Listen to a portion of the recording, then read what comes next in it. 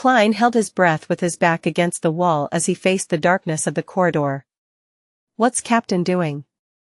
What's wrong with him? Was he drinking blood? Is this a sign of him losing control? Klein's mind was a mess, incapable of effective thought. Nearly 20 seconds later, Klein clenched his teeth.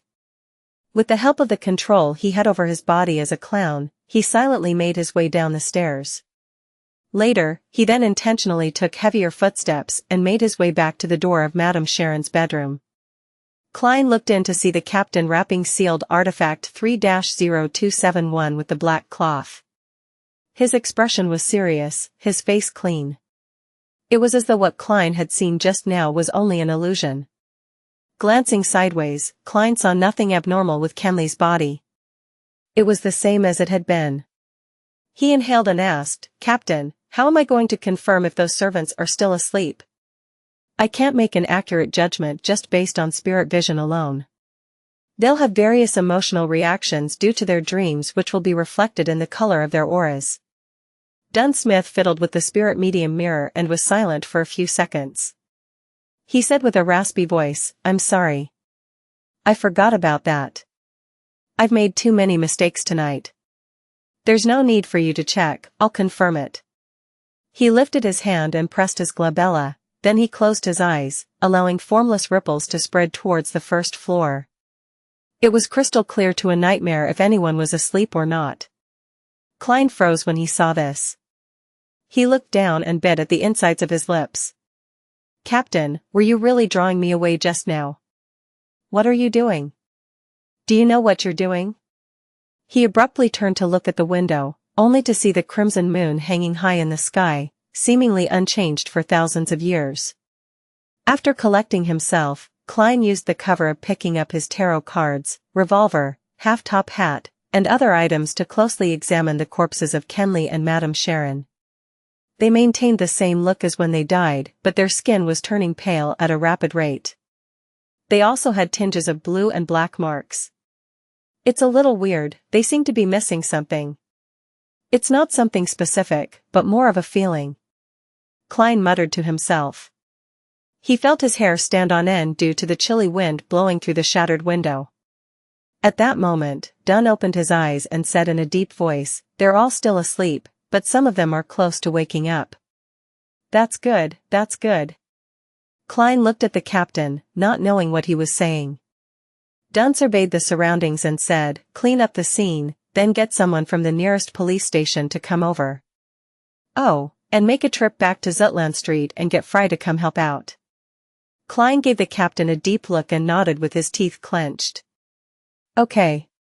With Dunn's help, Klein quickly cleaned up the scene and left Madame Sharon's house through the front door. Walking through the garden and coming outside, Klein couldn't help but look back. All he saw was the silent nursery in the darkness. There was no light at all. He turned, his heart heavy. He soon located the nearest police station based on his memory. This was common knowledge to the Nighthawks. Knock. Knock. Knock. Klein knocked on the steel door. Sometime later, the officer on duty passed through the courtyard with a lantern in hand. He opened the door and observed Klein suspiciously. "What's the matter?" Klein failed to force any expression. With a heavy face, he produced his documents and showed it to the police officer. "There's a serious murder case at 15 Osna Street. Immediately call for other officers to head there to help out." The police officer lifted his lantern and scrutinized the documents before putting his feet together and saluted. "Yes, sir." Having settled this, Klein headed back to Zutland Street on a rental carriage. On the way back, he sat in the dark carriage. His thoughts were in a mess and unfocused. Kenley is dead. I remember that he was recently engaged. His parents are still alive. What was the captain doing just now? Does he crave fresh blood? Or does he have other motives? His memory is still as poor as before, without any obvious improvement. This means that he doesn't have the warning signs of losing control. But he's known about the acting method for some time now. Does the fact that his memory hasn't improved mean that there's a problem? No. It must be because the captain is still figuring out the proper way to act as a nightmare. Yes, the most important reasons why Kenley died was because of sealed artifact 3-0271. It was the captain who gave it to him. What am I thinking? It was a logical decision back then. It was also the captain who suggested using sealed artifact 3-0271. Calm down, I cannot make blind guesses. But I cannot wait around either, or the situation might worsen. I'll send a letter to Madame Daly later and see if she knows what this situation means. Even if she doesn't know the exact answer, she'll definitely understand the signs of danger and inform the Holy Cathedral. That way, we can smother the problem in the cradle and get the captain back to normal. No, the captain might not have a problem. I might have misunderstood something. I'll see what Madame Daly says. Klein had already made a decision when the carriage arrived at 36 Zutland Street.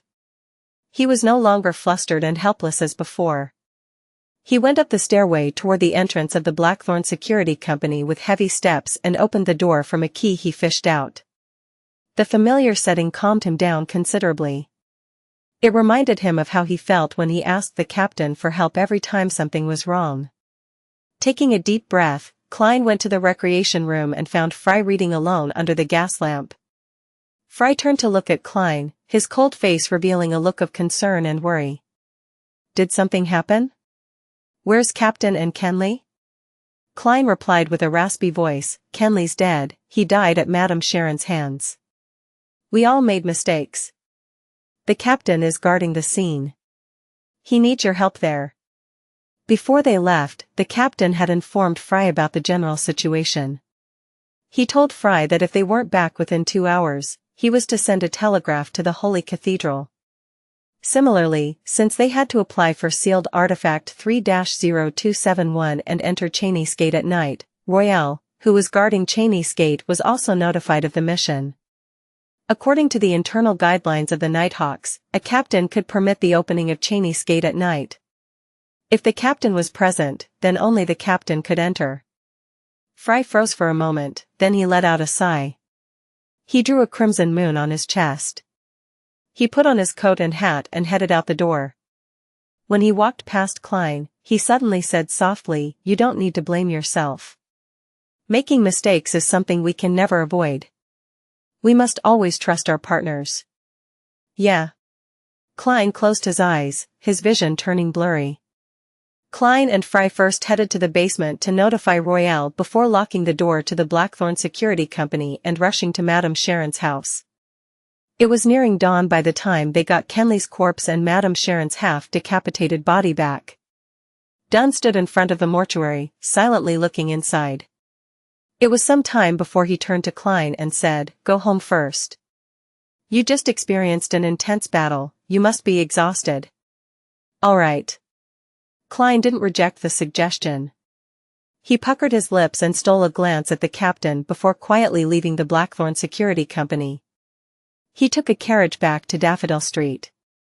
Just as he had done the previous time, he easily entered his bedroom and locked the door. Taking out the silver ritual dagger, Klein sealed the room with a wall of spirituality. He then sat at his desk and wrote urgently. "Dear Madame Daly, I've noticed that there's something odd about the captain recently. During a mission, he secretly..." Klein stopped when he reached this point. His mind had gone blank. He didn't know how to continue or how to describe the incident. "Pa." He threw the pen and crumpled the piece of paper in front of him into a ball. Looking at it, he pounded heavily on the table, sending a reverberating thump across the room. Klein closed his eyes and covered his face with his hands. He didn't move, as if he had become a statue. 5 minutes later, he sighed. He put down his right hand and burned the ball of paper with his spirituality. He watched it turn to ash as it fell into the bin. After organizing his thoughts, Klein took out a fresh piece of paper and wrote. "Dear Madame Daly, we just completed a mission and regrettably lost a partner. The exact details are as follows. Back then, I felt that with my present standards, my spirit vision was incapable of accurately ascertaining whether the servants were asleep or not, and that it was very troublesome to do divinations for every one of them. Thus, I returned with the intention of asking for the captain's advice. At that moment, through the mirror's reflection, I saw the captain kneeling beside Kenley's corpse, with crimson blood covering his mouth. I'm not sure what exactly happened, nor do I know the state the captain is in. I hope that you can give me an answer. After writing this, Klein read the letter again with a heavy heart before folding it in half. He then set up a ritual and activated his spirit vision to summon Daly's messenger. He summoned the strange face, which was only a mouth without any eyes or nose. He saw the red tongue laced with irregular sharp teeth and 5 pale fingers on the tip of the tongue. Klein silently handed the letter over. When everything was restored back to normal again, he sat down and continued writing. This time, he planned to ask Mr. Azek. On a recent mission, something strange happened to my superior. He sent me away and kneeled beside the corpse of a teammate. His mouth was covered in crimson blood. Have you encountered something like this in your memories before? How can I help my superior? After folding the letter, Klein took out the copper whistle, put it to his lips, and blew hard. In the silence, illusory white bones came flying up from the desk like a fountain and finally formed a huge monster. It was almost 4 meters tall, still covered in a faint glow. Its head was still poking through the ceiling, looking no different from before. Klein flicked his wrist and threw the letter. The white bone monster caught the letter and gripped it tight. Klein blew the copper whistle again and saw the messenger break into illusory white bones and fall like rain before vanishing through the surface of the desk. Klein felt much calmer after finishing everything, but he didn't stop trying. He moved the chair back and stood up. He then walked 4 steps counterclockwise and entered the world above the gray fog. The lofty palace and the ancient mottled table appeared before his eyes, as though it would stay the same for tens of thousands of years. Klein sat at the fool's seat of honor. Then, he took out the spirit pendulum from his left sleeve and conjured a yellowish-brown goatskin and a fountain pen in front of him. He wanted to divine the captain's situation that night. After some thought, Klein wrote the first divination statement. Dunsmith's abnormality would lead me into danger. In mysticism, divination that involved any danger to the diviner was hardest to interfere. It was an instinctual ability of spirituality. In other words, as long as there wasn't an extremely strong disturbance, Klein would be able to get an accurate result from the divination about his own situation. This was also the reason why he would divine if there was danger in the mission, even though he knew that Madame Sharon had the ability to interfere with divination. He also knew that Madame Sharon wasn't strong enough to effect this kind of divination. In order to determine Captain Dunsmith's situation, he decided to eliminate all disturbances and perform the divination above the gray fog. He held the pendulum with his left hand as he recited the divination statement 7 times. He closed his eyes and entered a cogitation state. After a few seconds, he opened his eyes and they returned to their normal color. He looked at the topaz pendant, and he felt heavy-hearted because the pendulum was spinning clockwise. The rotation wasn't small, nor was the speed slow. It meant that the result was positive. It meant that Dunsmith's abnormality would lead him to danger. And the danger level was significant.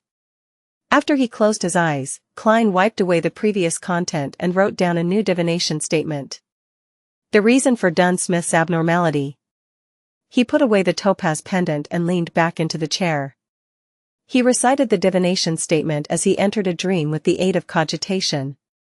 In the blurry illusory world, he couldn't see or discover anything. There was nothing except gray fog. That means that there was insufficient information, so the divination failed. Klein looked at the goatskin on the long bronze table as he muttered bitterly and helplessly. Suddenly, he felt a strong feeling of exhaustion. He realized that it was the result of an intense battle, continuous rituals, and multiple divinations. Klein wrapped himself up with spirituality and stimulated a rapid descent from above the gray fog and returned to reality. He had a few nightmares that night. The ending of each dream was either Kenley vomiting his organs, or Dunsmith with crimson blood around his mouth. The next morning, Klein was on duty at Cheney's Gate, so he arrived early at the Blackthorn Security Company. At that very moment, Roseanne, Mrs. Oriana, and the other clerks had yet to arrive for work. Klein walked through the partition and saw the wide-open door and Dunn Smith, who was seated in the captain's office. Dunn had taken off his coat, and he only had his white shirt and black vest on. He sat in his seat while he held a cup of coffee in his hands. He was staring at the wall in front of him blankly. His hair seemed dry, his gray eyes looked dull, and his face was showing obvious signs of weariness too. Even for the captain, who's experienced many similar incidents, it's still unbearable to lose 2 teammates in such a short period of time.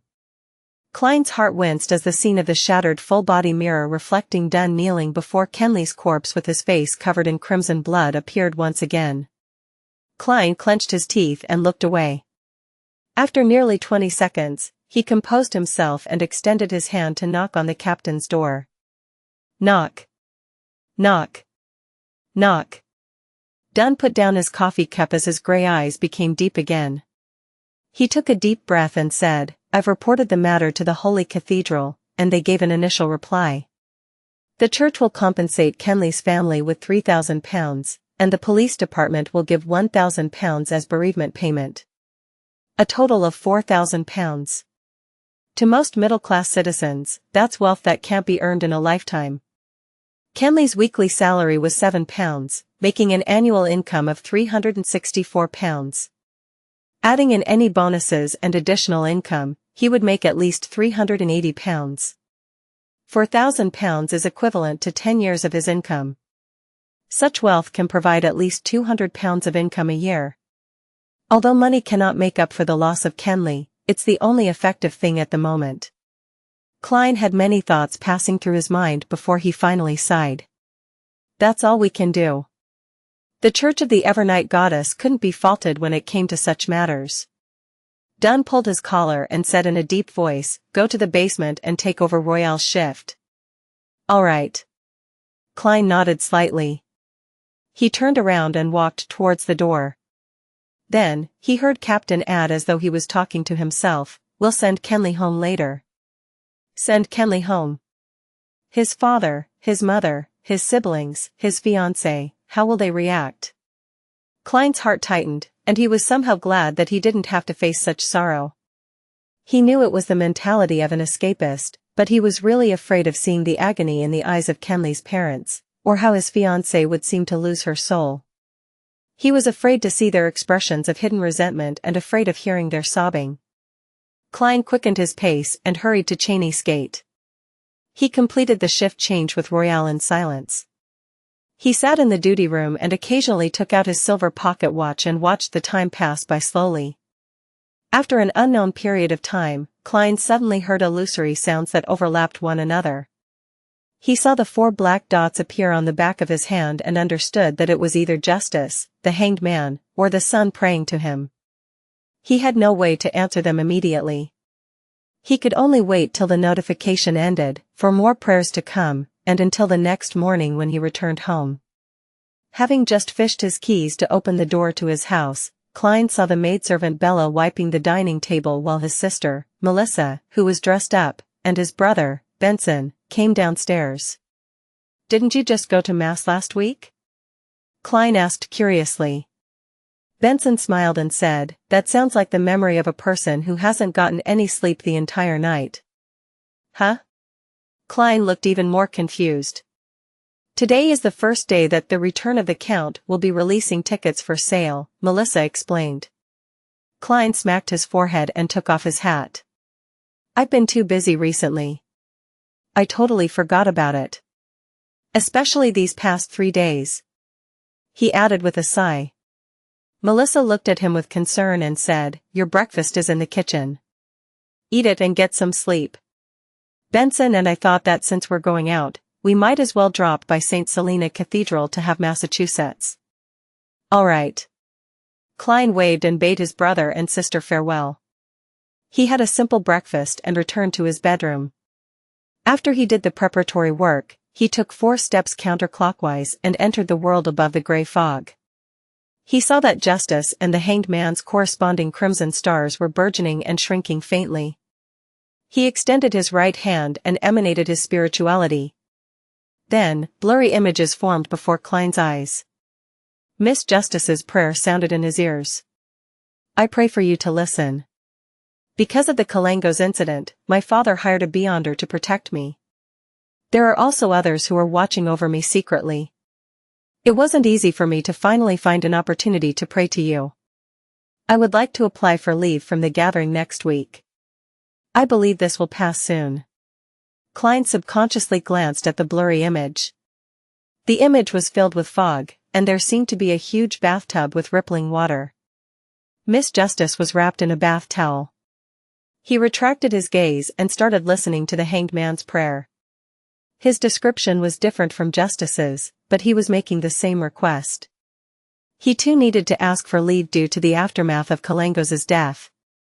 Klein nodded slightly and responded to their prayers respectively. I'm aware. Then, he sent a message to the Sun's Crimson Star. The upcoming gathering will be cancelled temporarily. City of Silver. Derek Berg was paying attention in the training field.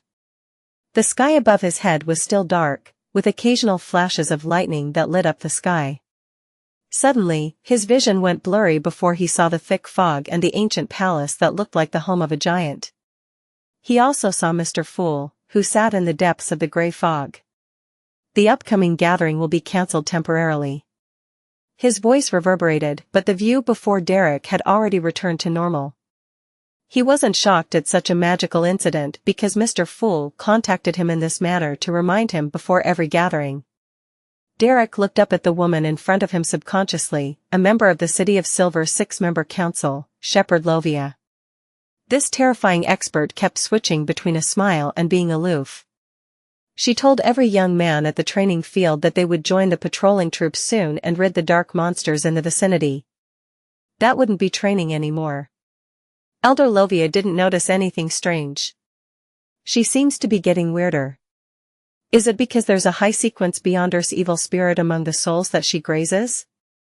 Derek thought.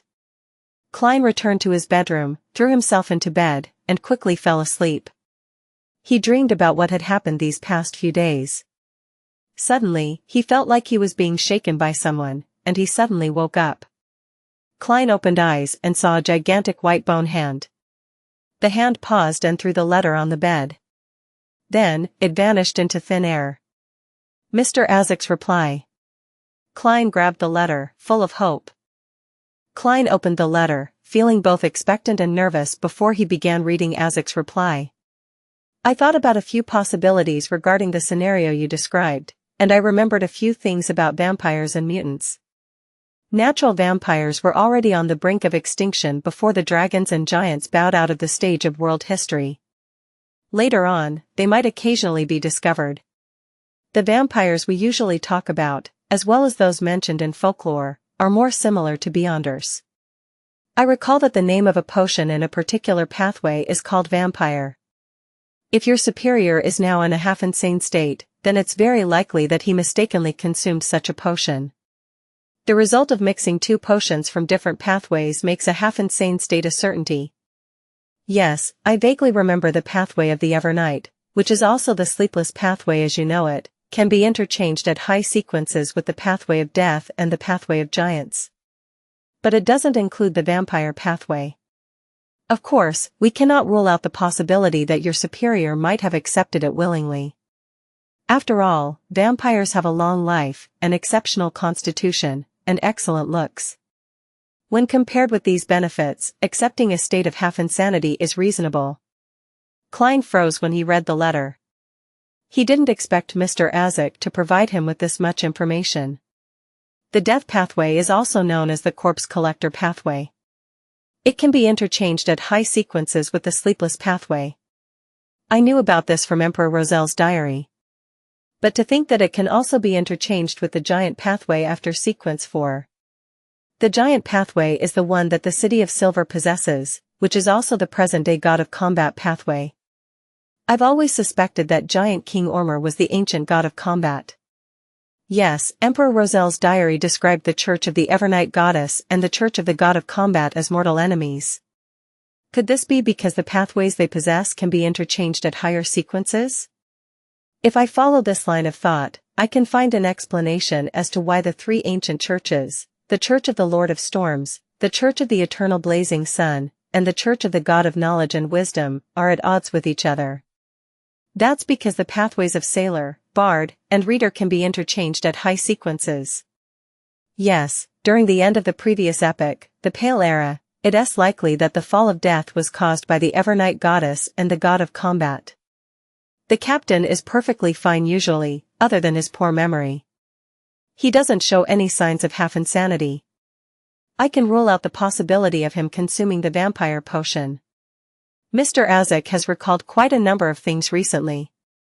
Could the creeping hunger have really stimulated his memories? Klein nodded and continued reading the letter. Mutant isn't the name of a particular species. It's more like the description for many similar creatures. Under normal circumstances, they're no different from an ordinary human, but there is an innate, suppressed, twisted desire in their hearts. This desire erupts when they come into contact with a certain scene or object. They become monsters, succumbing to their desires for blood and massacre. After everything settles, they will return to normal again. They become slightly more merciless and unfeeling after each time their desires erupt. This will continue until their souls are completely twisted. The only example of this that I can recall is the werewolf. They're similar to humans for the most part, and they cannot be distinguished using most beyonder abilities. But, during the full moon, the twisted desires in their hearts intensify, and their bodies also change accordingly. Your superior might be a potential mutant. The death of your teammate might have triggered his true nature. These are all my personal guesses. I cannot guarantee that there are no other possibilities since I haven't gotten all my memories back. Perhaps your theory of this being a precursor to losing control can also explain this. There's no saving him whether he has consumed the vampire potion, or if he's a mutant. Of course, many people have theorized that mutants were originally ordinary human beings, but were put under a strange curse or corrupted by some evil god or devil, and, thus, transform into a different monster under certain circumstances. Also, I'm not too sure if you can treat him when you notice the warning signs of losing control. I would advise that you report this directly to your superior's superior and hope that there's still time. Klein looked gravely at the desk after placing the letter down. He slipped into deep thought. He had to admit that the theory of a mutant was a very possible one, but he couldn't eliminate the possibility that it was a warning sign to him losing control. All I can do is wait for Madame Daly's reply. I sent the letter 2 nights ago, so she should have received the letter yesterday morning. If she replied immediately, I should have seen the letter last night or this morning. It's almost noon. Does that messenger not dare to go near Cheney's gate? Or was Madame Daly held up by something? Klein shook his head. He still felt exhausted and used cogitation to force himself to sleep. In the hazy world, Klein was suddenly jolted to his senses. He knew that he was dreaming. He then saw Dunn Smith and his black windbreaker appear in front of him. Responding in a manner congruent with a normal dream, Klein gave a delayed greeting, "Good morning, Captain." Dunn nodded slightly and said, "Leonard found a clue when he was investigating the Lenevis case. He needs your help. The mystery prior that the Holy Cathedral sent over won't arrive until tomorrow morning because of a train fault." "All right," Klein replied in a fleeting voice. Dunn thought for a moment before adding, "There's no need for you to return to Zutland Street. Head to 62, House Street directly. Leonard will be there waiting for you. It's been hard on you." The moment he finished his sentence, Klein's dream shattered. Klein instinctively opened his eyes. House Street. Isn't that the area where the Divination Club, my classmate Welch, and the member of the Aurora Order lived? There sure are many incidents lately, one after another, as if they're culminating in something. Klein thought as he got up slowly. He washed up in the bathroom before changing into a white shirt, brown vest, and black windbreaker. He then picked up his hat and went down to the living room. It wasn't 11 yet, and Benson and Melissa hadn't returned home. Klein informed Bella that he was going out and that she didn't need to prepare lunch for him. He then took a public carriage to House Street and saw the messy-haired midnight poet, Leonard Mitchell, whose hair exuded beauty, waiting for him in at Building 62. Leonard was still in a thin white shirt despite the chilly September weather. He had paired it with beige pants. He swept his green eyes at Klein. This might be the building rented by Ligh under a false name. How did you figure it out? Klein asked out of curiosity. Leonard pointed to his head. Since you found a clue from Hadeugen and suspected that Ligh was likely connected to that member of the Aurora Order, the cloth merchant Sirius Arapes, I had to change my line of thinking after my normal investigations revealed nothing. I started investigating the Aurora Order. The previous report told me that Sirius had interactions with many of the residents on House Street, so I searched every one of them and found a problem with this one. What problem? Klein asked. Leonard raised his brows. An obvious problem. The guest here appears very rarely. He claimed to be going to the southern continent to do business after Hannes Vincent's death and never returned. His records are very realistic, and the police didn't discover anything. This could only be a coincidence. Klein creased his brows. Of course, a coincidence. But when I showed the residents around here Ligh's picture, an old man felt that he looked similar to the resident at number 62, other than his different glasses. Leonard took out a black and white photograph from his pocket. Why didn't you say so earlier? Klein lampooned inwardly. He entered 62, House Street with Leonard, and at Leonard's request, he started to divine if there were any hidden compartments or secret chambers. The result was yes. The secret chamber or hidden compartment in this building. Klein wrote down another divination statement. He took a seat on the sofa and closed his eyes as he recited the statement. 7 times later, he entered a dream. His vision was blurry. In the blurry world, Klein saw a wooden bookshelf. He saw rows upon rows of books. He saw that one of the books had been taken away. He saw the wooden surface beside the book open, revealing a hidden compartment. The scene quickly disappeared as Klein opened his eyes and told Leonard, in the study. Klein wound the topaz pendulum around his wrist and followed Leonard into the study. He saw the wooden bookshelf he had seen in his dream. Pull out that book, the place it's covering has a hidden compartment. Klein pointed at the book nearest to the sides. So it's here. I couldn't find anything when I searched the place, and I had no choice but to return to Zutland Street to request for help, Leonard grumbled as he walked over. He pulled out the book Klein had pointed out. After searching the area, he finally found the mechanism to open the hidden compartment. A letter lay silently in the hidden compartment. A letter? Ligh hid a letter here?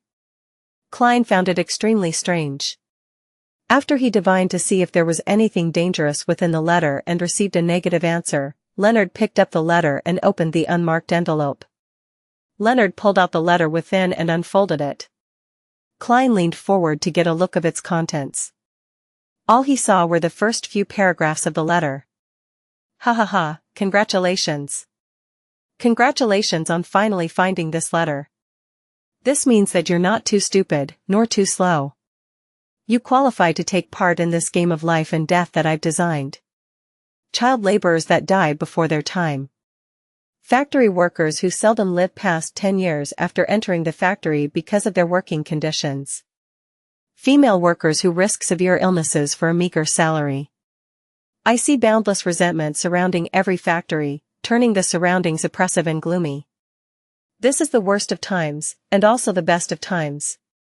Our game shall take place under such a setting.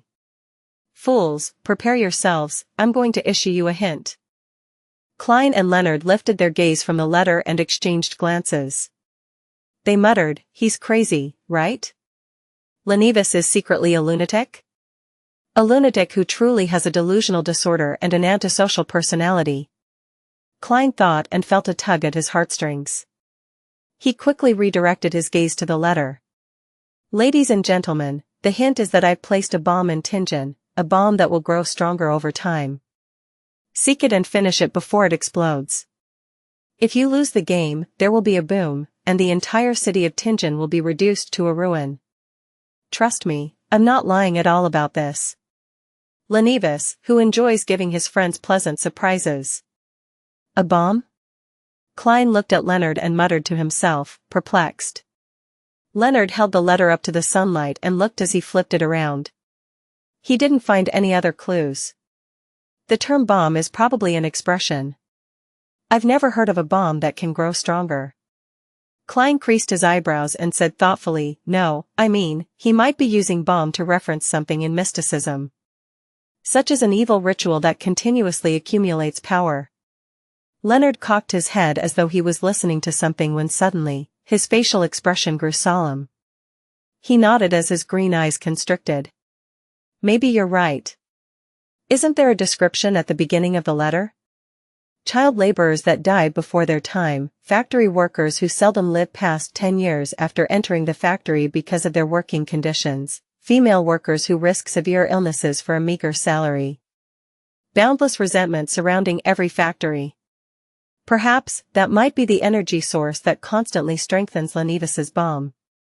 Yes, that's very possible. Klein suddenly tensed up and said, we need to report to the captain immediately. Leonard laughed and said, there's no need to be so nervous. You should know that Ligh is a swindler. The part where he said that he didn't lie might be a lie itself. Of course, regardless, we have to return to Zutland Street to report to the captain. It's best if we can request the Holy Cathedral to send a mysticism expert over and find the location of the altar through the abnormal accumulation of resentment. Someone is apparently very familiar with protocol. But why would the setup of such an altar need Eugen's help? What role does a psychiatrist play in this? Klein didn't object to the idea. He left 62 House Street with Leonard and rushed back to Zutland Street on a hired carriage. Just as they entered the Blackthorn Security Company's door, Klein saw two familiar faces, one voluptuous and one scrawny. They were Maynard's wife and sister. They were still in black dresses and black hats. The fine checkered black gauze concealed their faces. The two ladies were chatting with Roseanne, and when they suddenly saw Klein's return, they turned around and walked forward. You really are the cream of the crop in this industry. Mrs. Maynard nodded slightly and said in a low voice, I'm very pleased with the outcome and am also impressed with your work approach. Here's the reward that you deserve. The scrawny woman passed a light brown paper bag to Klein. It was filled with thick stacks of cash. There were 10-pound notes, 5-pound notes, 1-pound notes, and also 5 solely and 1 solely. It's a total of 230 pounds, the scrawny lady stated simply. Klein was in no mood to pay any attention to the money. He passed it to Roseanne and said, take this to Mrs. Oriana. I doubt the two respectable women would make a mistake counting the money.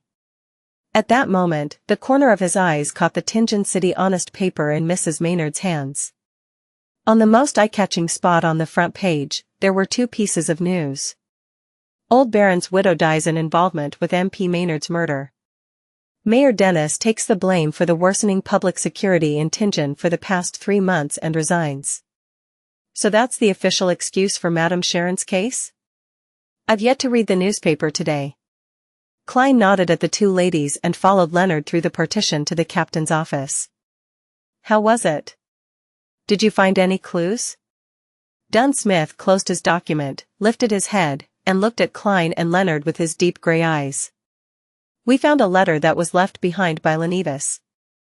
Leonard didn't provide any further descriptions and simply passed the captain the letter filled with madness and provocation. Dunn opened the letter and scanned through it quickly. He rubbed his temples as he said, he really is a lunatic. He's only a sequence 8, sequence 7 at most. Klein agreed from the bottom of his heart. Ligh is a dangerous figure who can damage the stability of social order. Even though he's weak, we can't belittle him. Then, he told Captain about his and Leonard's assumption. Dunn touched his receding hairline as he said, that was my thought as well. I'll immediately send a telegram to the Holy Cathedral and ask them to send a mysticism expert over for assistance. Who knows how dangerous Lighn's bomb could be? We have to be extremely careful. When the Holy Cathedral replies to me, I'll arrange for the follow-up. Klein and Leonard exchanged glances and nodded simultaneously as they said, "All right." Seizing the moment when Captain was sending a telegram to the Holy Cathedral, Klein returned to the reception hall to grab a copy of the Tingen City Honest paper from Roseanne. He stood at the partition and read the 2 articles with full concentration. The widow of the old baron of the Coe family, Madame Sharon, was suspected to be involved in the sudden death of Member of Parliament Maynard. The police received a tip and took action at night. They discovered that Madame Sharon and her accomplice had knocked out her servants to carry out a pagan ceremony in her bedroom. They refused to surrender and attempted to resist arrest, resulting in the death of a heroic police officer. Finally, Madame Sharon and her accomplice paid the price for their evil deeds with their lives. Mayor Dennis takes the blame for the worsening public security in Tingen and resigns. He also announced that he wouldn't be running for re-election next year. For the next few months, Deputy Mayor Mr. Harry will take on the responsibilities of mayor. A heroic police officer. Is that the description of Kenley? Klein sighed and knew that it was the best way of handling the situation. According to the internal rules of the Nighthawks, in order to prevent the forces of evil from taking revenge on their family members, their names would be kept confidential even if they sacrificed their lives. He folded the newspaper quietly and returned it to the reception desk. Klein suddenly saw a visitor who walked through the entrance. She was a young lady, in her 20s at most. She was in a ruffled hat and loose dress. She had lovely facial features, blonde hair, green eyes, and also a depressed yet silent temperament. She was quite a beauty. The most eye-catching thing about her was her stomach that bulged out. She looked like she was more than 7 months pregnant. Klein was stunned, and he felt that he had seen the young pregnant lady before. Suddenly, he heard Leonard say in surprise, "Miss Megos?" Megos. Yes, the young lady who was conned by Lenivas. She's pregnant with Lenivas's child, and as such, there might be something wrong with her mental health. She says her child sings in her stomach and also whistles. Klein was suddenly enlightened and he wasn't surprised that Leonard knew Megos. When they relaunched the investigations of people related to Lenivas, the lady's photo had been seen by every Nighthawk. Klein knew her even earlier. Her Aunt Christina, whose savings had been conned by Lenivas, had brought her to the divination club to ask for help. Her aunt even asked if the child in her stomach could be used for divination. Then, as Megos heard Leonard's voice, she looked over at the both of them vacantly and replied politely, "Hello. Miss Megos, what brings you here to the Blackthorn Security Company? Do you have anything that you'd like us to do for you?" Klein took 2 steps forward and asked. He was very confused by Megos' sudden visit. He felt it was an extreme coincidence. "We just found Lenivas's letter, and Megos comes visiting?" Megos touched her stomach and smiled faintly. "Somehow or other, I suddenly thought of coming to Zutland Street and suddenly thought of coming up to take a look. Her mental health seems to have worsened." Klein recalled that he hadn't managed to activate his spirit vision and check on Megos' situation previously. Hence, he lifted his teeth and was about to tap his left molars. Just then, a series of thoughts screamed through his head in increasing intensity. "Don't look. Don't look. Don't look. You'll die.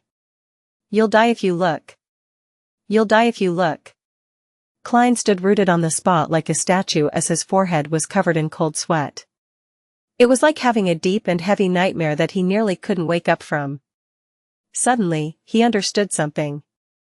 He had failed to activate his spirit vision the last time because his spirituality had noticed an unimaginable danger.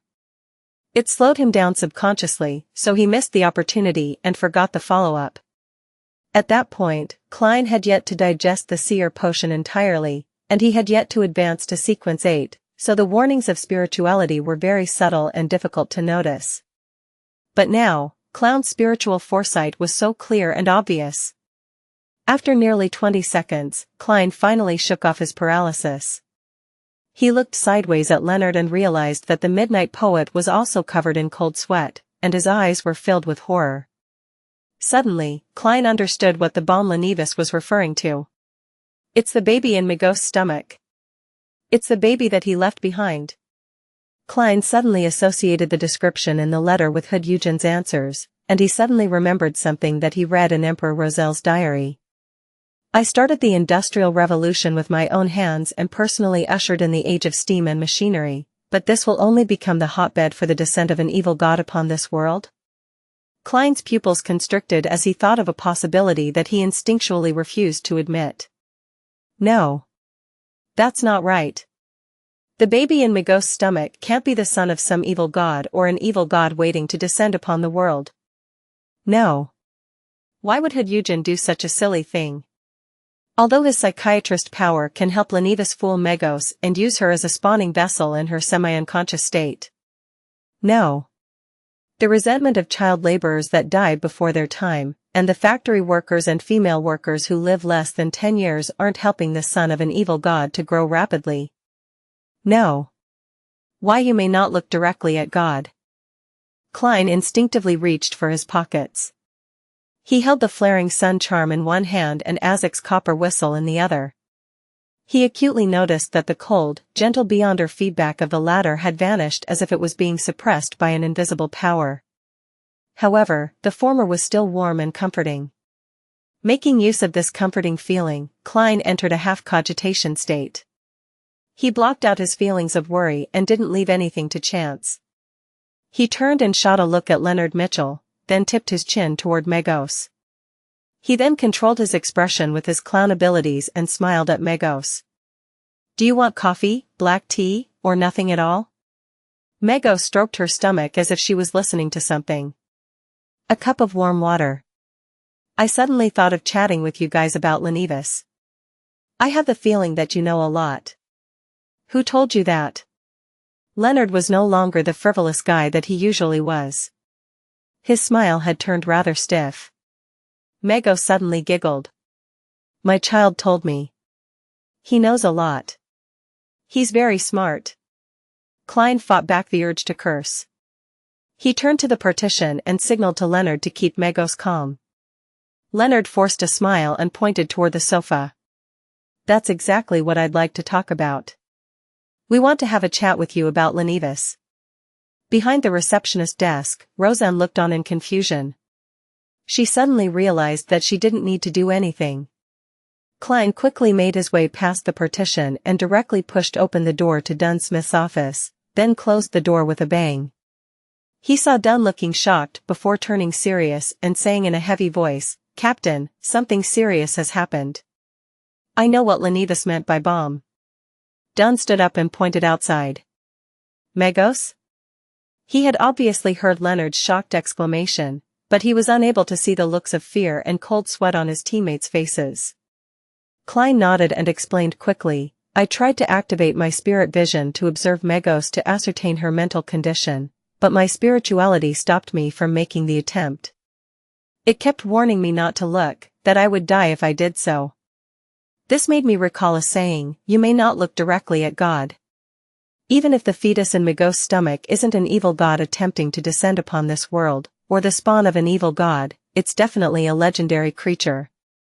Captain, connecting this to the Black Altar in Hood Eugen's memories, to his psychiatrist abilities, to the tragic world as described in Lenivus's letter, I think that my guess is quite close to the truth. Lenivus obtained a ritualistic magic linked to the true creator from an Aurora Order member. With Hood Eugen's help, he turned Magos into a vessel to gestate a certain power. Then, this power will make use of the resentment, oppression, and gloominess surrounding the factories to quickly grow until maturity. In other words, the ritual itself needs this resentment, oppression, and gloominess in order to succeed. Dunn considered Klein's words seriously for nearly 20 seconds before nodding with a solemn expression. I'll ask for assistance from the Holy Cathedral immediately. Let's hope that the baby in Magos' stomach can still wait. Of course, we can't just sit back and do nothing. Tell Leonard to keep Magos calm and keep her company. Notify Mrs. Oriana, Roseanne, and the rest. Get all the non-combatants to evacuate. I'll head to the back of Cheney's gate after I send the telegram. We have to prepare for the worst, which is if Magos' baby is born before the arrival of reinforcements from the Holy Cathedral.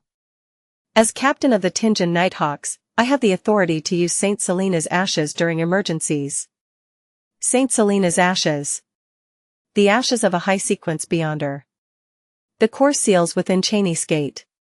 Klein's worries eased a little. He quickly thought of other things. Captain, we can also ask for reinforcements from the mandated punishers and the machinery hive mind. They should have similar holy items. Klein suddenly had a stroke of inspiration as he muttered to himself, Leonidas' case was originally under the purview of the mandated punishers. Old Neil and I were there to help when one of their senior members lost control. As he spoke softly, his voice grew to a crescendo. Captain, can you ask the mandated punishers if the member who lost control was tracking or keeping Megos under surveillance? Are you suspecting that he lost control because he got corrupted by the baby in Megos' stomach? They were responsible for Megos when the investigation was happening. Dunn answered seriously. We cannot delay any further. Go to Mrs. Oriana and the rest. I'll take this time to send a telegram to first ask for assistance from the Holy Cathedral, then I'll inform the mandated punishers and the machinery hive mind. Yes, I'll also have to send a telegram to the police department and see if they can come up with an excuse to evacuate the citizens nearby. All right. Klein had taken a few steps out of the room when he suddenly recalled something. He thought about the coincidence of Megos' sudden visit. The image of the building with the red chimney appeared in his mind. He turned around quickly and said to Dunn, Captain, one more thing. Do you remember the coincidences I told you about? The clue to the Antigonus family's notebook in the house opposite the kidnapping, Ray Bieber who didn't make it out of Tingen in time, Han S. Vincent exposing himself because of a coincidence, and how a member of the Aurora Order lost his life because he chanced upon me, etc. All these coincidences are very subtle and hard to detect, but the fact that Megos suddenly came looking for us right after we discovered Leonidas' letter is too obvious and direct. This coincidence was already laid bare before us, it's no longer hidden. I think that the person behind this will soon take center stage. Also, why would Madame Sharon take the risk in killing Member of Parliament Maynard? Is this also a coincidence? Dunn thought about it and gave a solemn reply, I'll include this point in the telegram. Klein didn't waste any more time. He exited the office and went straight for the accountant's room on the opposite side. Mrs. Oriana was preparing the budget for the last 3 months of the year. She wanted to complete it in advance just in case the captain forgot about it again. When she saw Klein enter, she greeted him with a smile. Lad, what claims do you have to submit today? Klein exhaled. Mrs. Oriana, we will be on vacation today. Go back home immediately.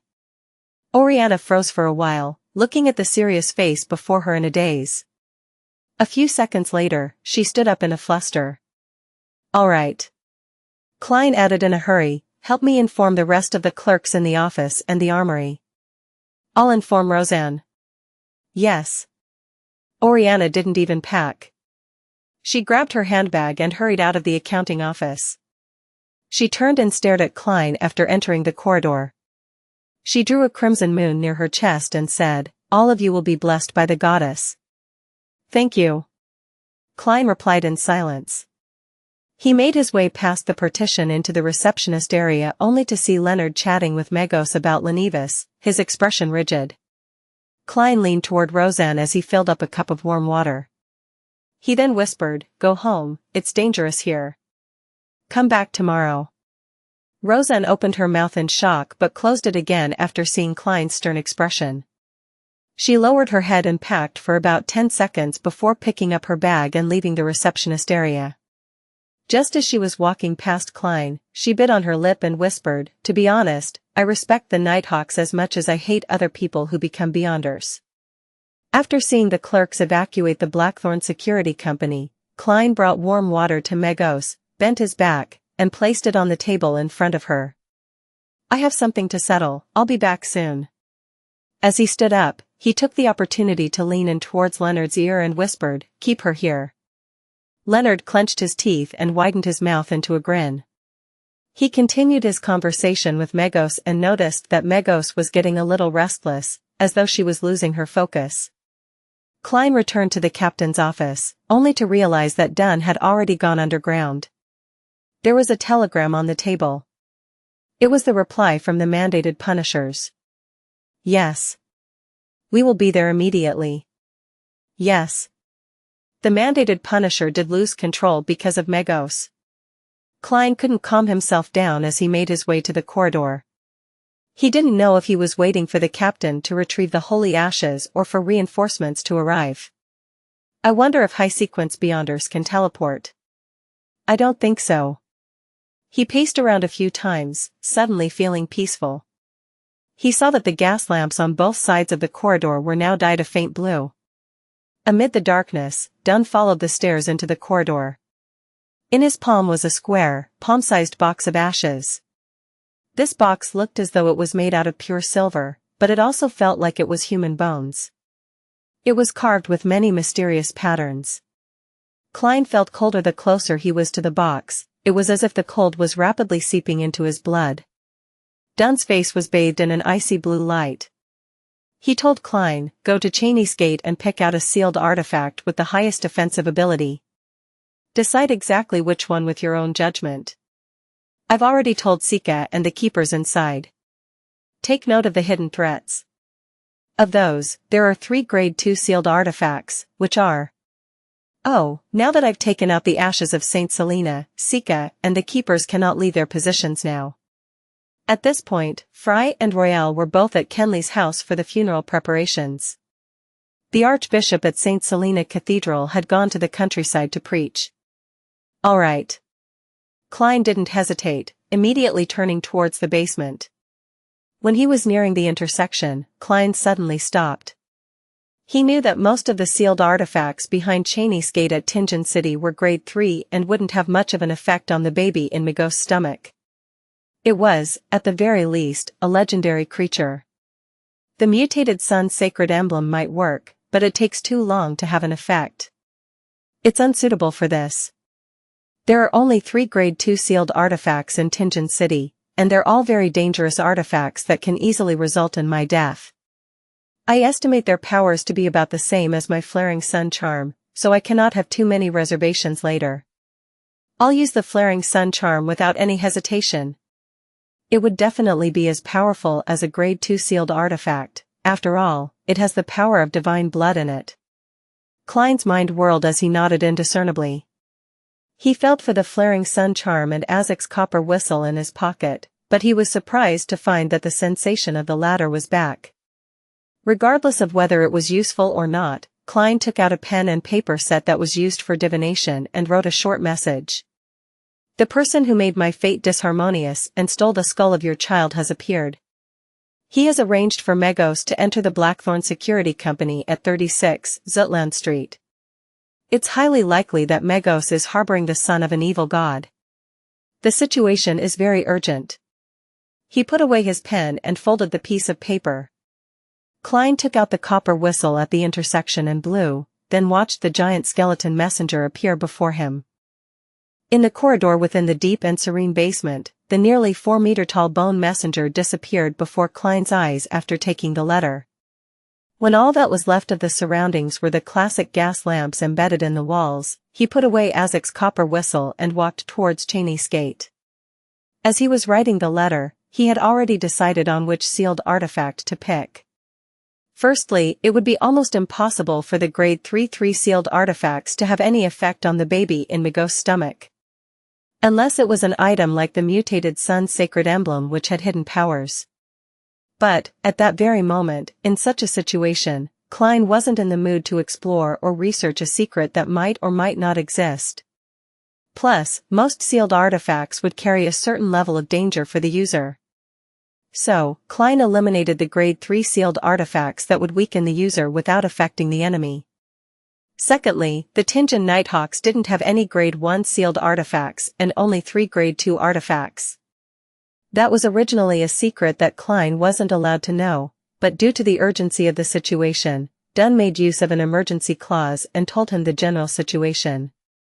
Dunsmith couldn't hold any other sealed artifacts at the same time while holding Saint Selena's ashes.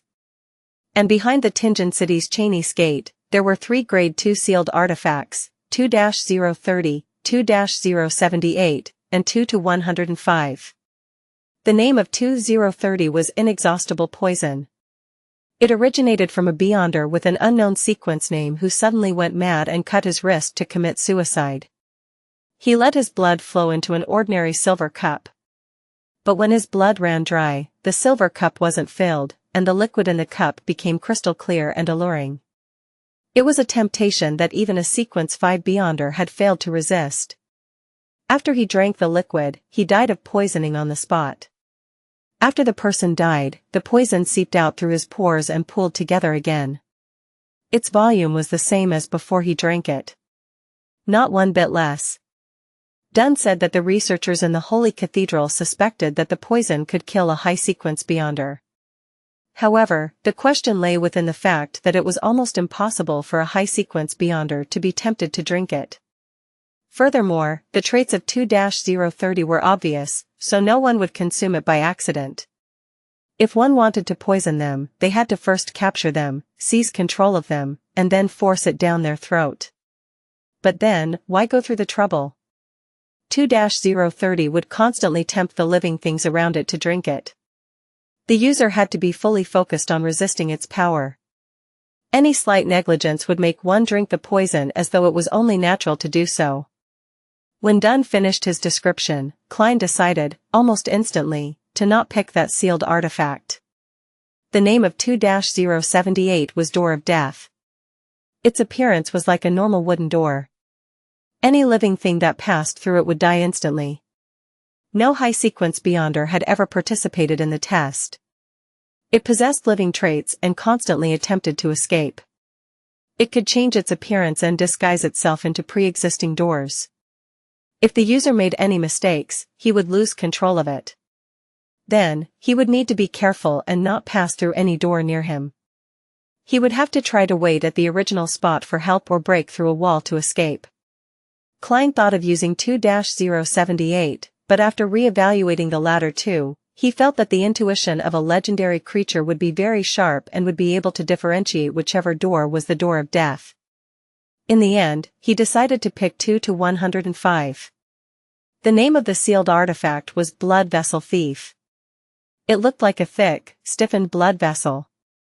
Anyone who touched it, regardless of whether they were protected or not, would have their life stolen. In the beginning, it wouldn't be obvious. But, if one didn't break contact with it, the effects would be visible half an hour later. Dunn said that a sequence 5 heretic held onto it for 2 hours. He turned from a brawny man in his 30s into a hunched old man who had loose skin, thin white hair, and missing teeth. The most important trait of 2-105 was that the person wearing it would have the chance to steal an ability from a target within a specific range.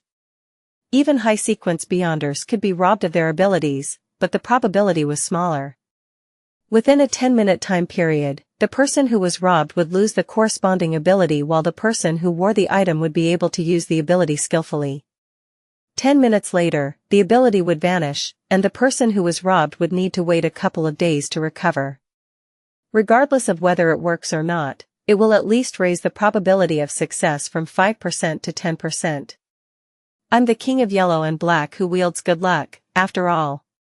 Besides, our main goal is just to take precautions and make preparations to deal with the worst-case scenario.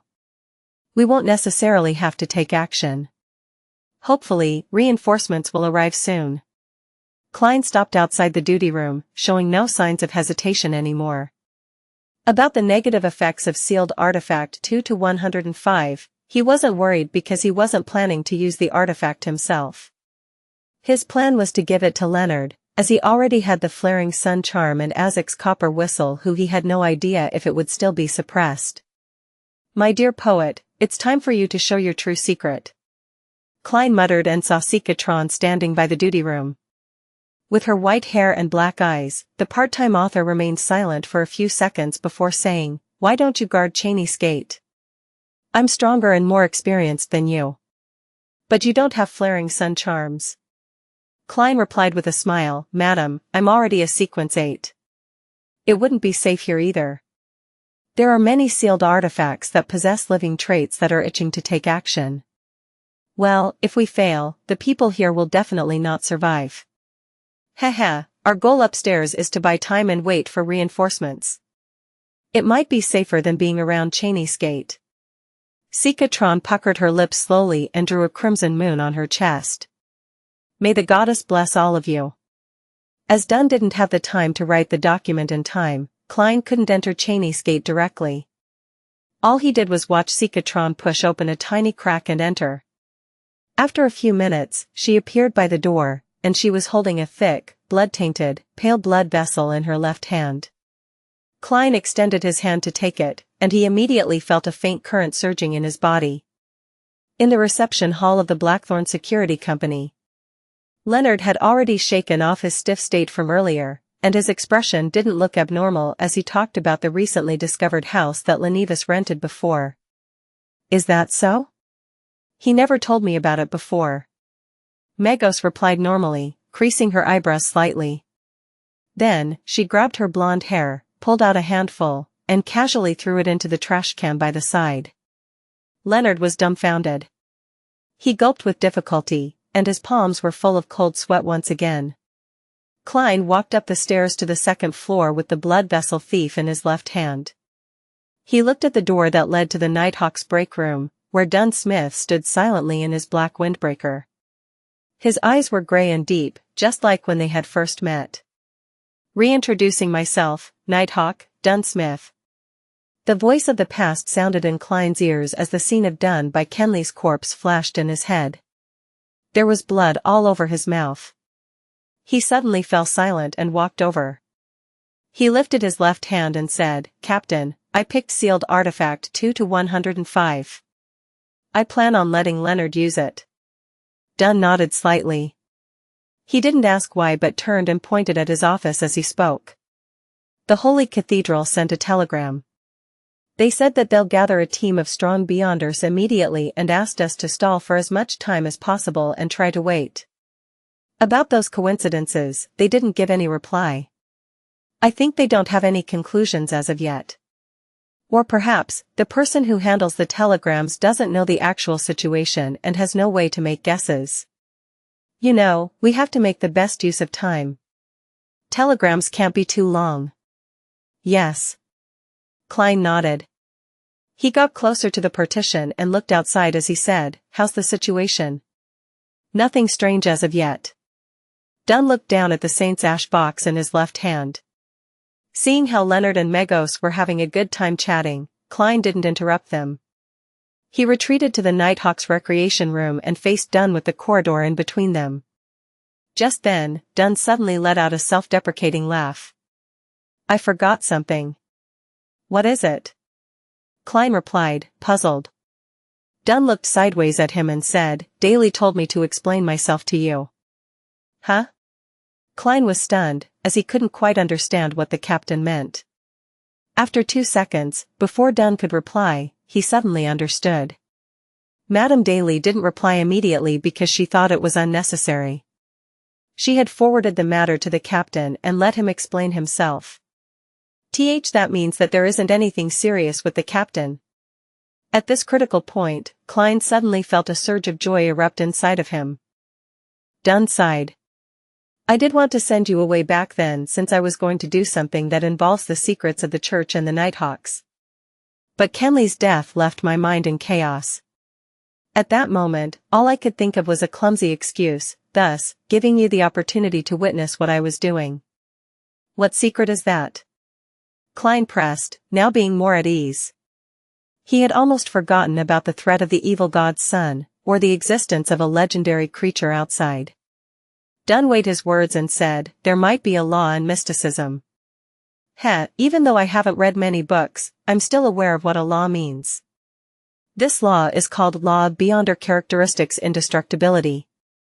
The characteristics of a Beyonder is never destroyed or reduced. It's only passed from one carrier to the next. Klein's eyes opened wide. He suddenly came to a realization and asked thoughtfully, "For example, the sealed artifacts, mysterious objects, or a potion's main ingredients that are left behind by Beyonders who have lost control?" "Correct." Dunn nodded solemnly. "This isn't only the case for Beyonders who lose control, it's also the same for normal Beyonders after they die." "The same?" Klein mulled over Dunn's description, now having a faint idea of what the captain was doing. He suddenly recalled when the suited clown died. He recalled the blue, thumb-sized blood sphere that was suspended beside the corpse of the suited clown. Fry's explanation had been that there would always be strange transformations after a Beyonder died. Dunn continued with his deep gray eyes, but what's different about Beyonders who lose control is that a Beyonder who dies normally won't leave behind ingredients or objects. They're equivalent to a potion that corresponds to their sequences, except that they're lacking a certain amount of supplementary ingredients. Equivalent to potions. Equivalent to potions. Klein squinted as a flash of inspiration went through his mind. The endless darkness in his mind was illuminated in that instant. He suddenly understood many things, figuring out why the Beyonder pathways wouldn't be broken, even if the creatures used as main ingredients were going extinct. Apart from using substitutes, one could also simply use the remains of Beyonders. That should also be the reason why they only handed out complete potions at the higher sequences. Another reason is to prevent the formula from being revealed to people adept at divination or mediumship rituals. Many guesses went through Klein's mind. Dunn looked at the recreation room and explained in a deep voice, a few years ago. Well, I can't exactly remember just exactly how many years it was, but I wasn't the captain of the Nighthawks back then.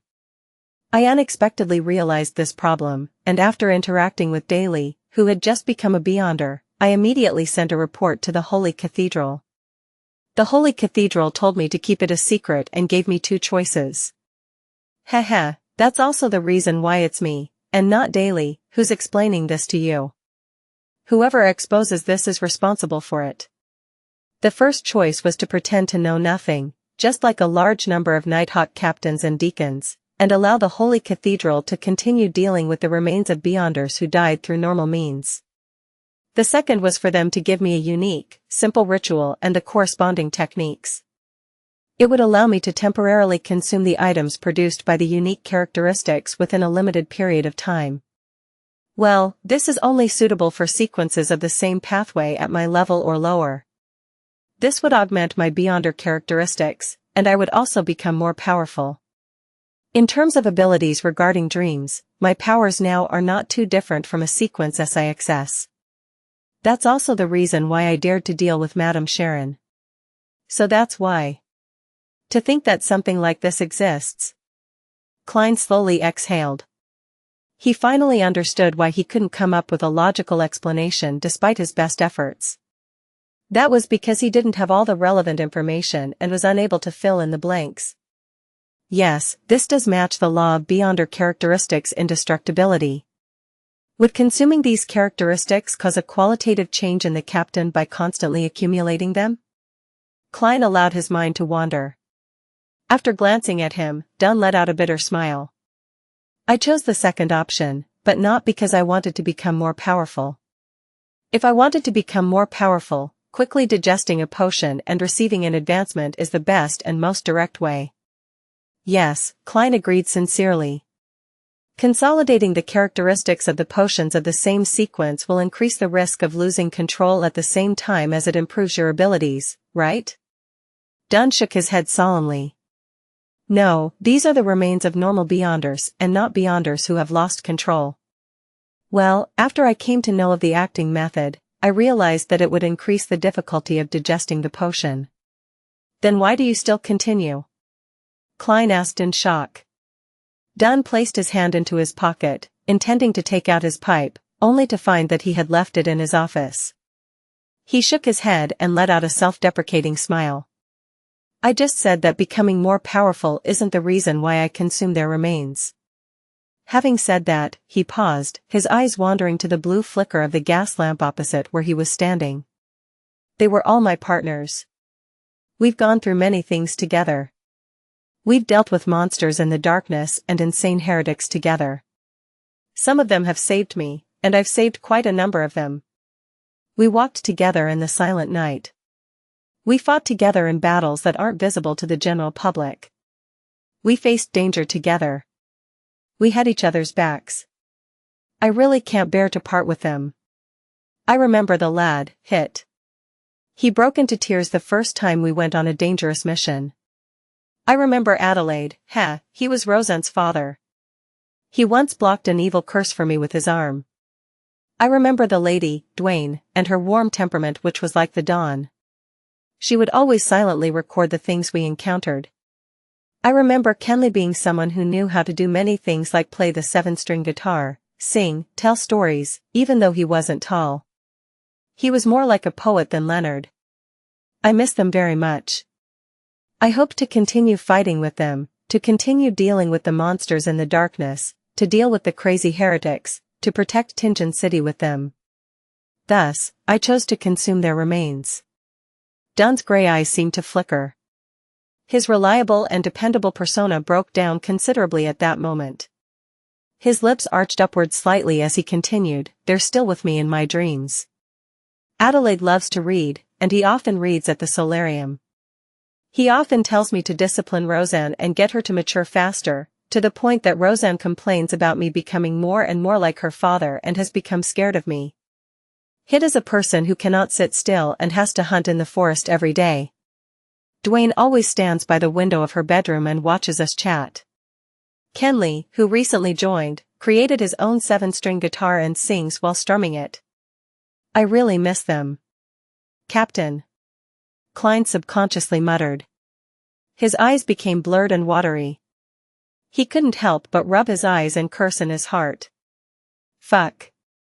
Captain, you're making me cry." But I finally understand the reason for the captain's slow progress despite using the acting method. Klein let out a silent sigh. Unfortunately, old Neil died after losing control. Otherwise, he would have brought along much joy to us. Dunn retracted his gaze.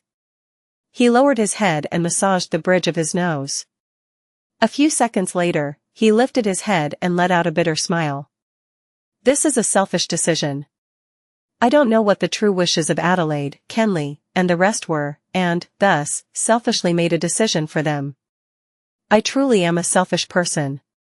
"No." Klein shook his head. On the sofa in the receptionist area, Leonard watched Megos pull out clumps of her hair as his expression became more and more rigid. Megos seemed increasingly restless as she constantly picked up the glass for a mouthful of water. She looked at Leonard with a contorted expression. "I don't know why, but I suddenly feel a little unwell." Leonard Mitchell was about to reply when he suddenly saw Megos reach for her face. She clawed out a piece of flesh, a long piece of flesh, a piece of flesh stained with blood. "My face is a little itchy." Megos smiled, a little embarrassed. The edge of her lips spread to where her cheekbones were, revealing a row of white teeth and bright red gums. "Fuck." Leonard cursed out silently. He felt that the situation was worsening way too quickly. His lips quivering, Leonard turned to listen as his expression immediately turned steely green. He forced a smile and apologized to Megos, who was clawing out pieces of her flesh. "I need to use the bathroom." Right." Megos' tone became ethereal. She rubbed her belly and said, "My child is a little restless." Leonard didn't reply. He hastened his footsteps and approached the partition. After entering the corridor, Leonard stared deeply at the box of ash in Dunn Smith's hands and exhaled in exasperation. Following that, his expression turned firm. "Captain, I'm afraid that it's too late. We have to deal with Megos and her baby immediately. Otherwise, the whole of Tingen will suffer terrible losses. This isn't something that can be avoided just by evacuating the citizens around us. I know that you've already sent such a telegram." Dunn knitted his eyebrows and asked, unusually stern, "Are you sure that the situation has worsened to such an extent?" "Yes. In no more than 3 minutes, Megos will undergo a mutation, and her child will descend upon us," Leonard said with a certain tone. At the same time, he glanced at the thick, large blood vessel wrapped around Klein's hand and said, "Sealed artifact 2-105? Let me use it. I can better utilize its abilities." "All right." Klein didn't hesitate to hand the blood vessel thief over to Leonard. That was something he intended to do so from the beginning. At that moment, Dunn tugged at his collar and patted down his windbreaker. He spoke with a determined tone, "I'll head out with Saint Selena's ashes first. Come out after 10 seconds, remember, come out only after you finish counting to 10. Then, regardless of my condition, direct your strongest attacks at Megos and her baby without wasting any time." With that said, he turned around and walked towards the partition with the urn of ashes. "Captain!" Klein let out a shout, his lips dry. "Captain!" Leonard also shouted. Dunn stopped and looked back. He had a gentle expression as he said with his mellow voice, "Don't worry about me. I'm not alone. Adelaide, Dwayne, Hit, and Kenley are all fighting alongside me, no matter what kind of danger I face." He paused for a moment before speaking, his gray eyes gentle. "There's no need to be too nervous as well. We're guarding Tingen City."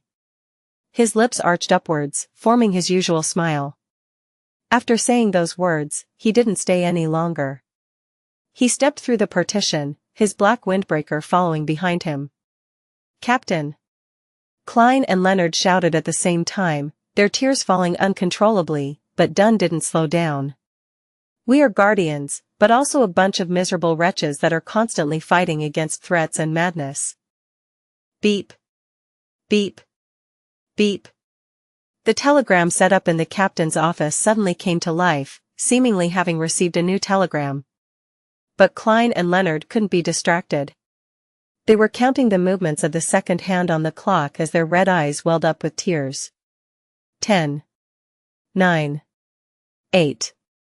Just then, Dunn Smith carried the silver, bone-like square box into the reception hall with a solemn expression. Megos, who was pulling out clump after clump of blonde hair, tore a wound that was deep enough to show her bones. It was as though she was triggered by something. She suddenly stood and pointed at Dunn Smith in his black windbreaker. She shrieked, "You want to kill my child. You want to kill my child." Boom. The shrill and terrifying voice reverberated. Klein felt like he was being struck in the head with a sledgehammer. He suddenly forgot to count as he had a headache and felt dizzy. His vision went red, and there seemed to be liquid flowing from the tip of his nose. He subconsciously looked sideways, and he saw the corner of Leonard Mitchell's eyes. The tip of his nose and the corners of his lips were covered in fresh blood. His face was extremely pale, and his body was wavering as though he was about to fall. "I'm probably in the same state." Klein reined back his thoughts and continued to count in silence as he skipped 2 numbers. 5. 4. Struck by the terrifyingly sharp voice, Dunn Smith's deep gray eyes were filled with red veins. Every single strand was crystal clear.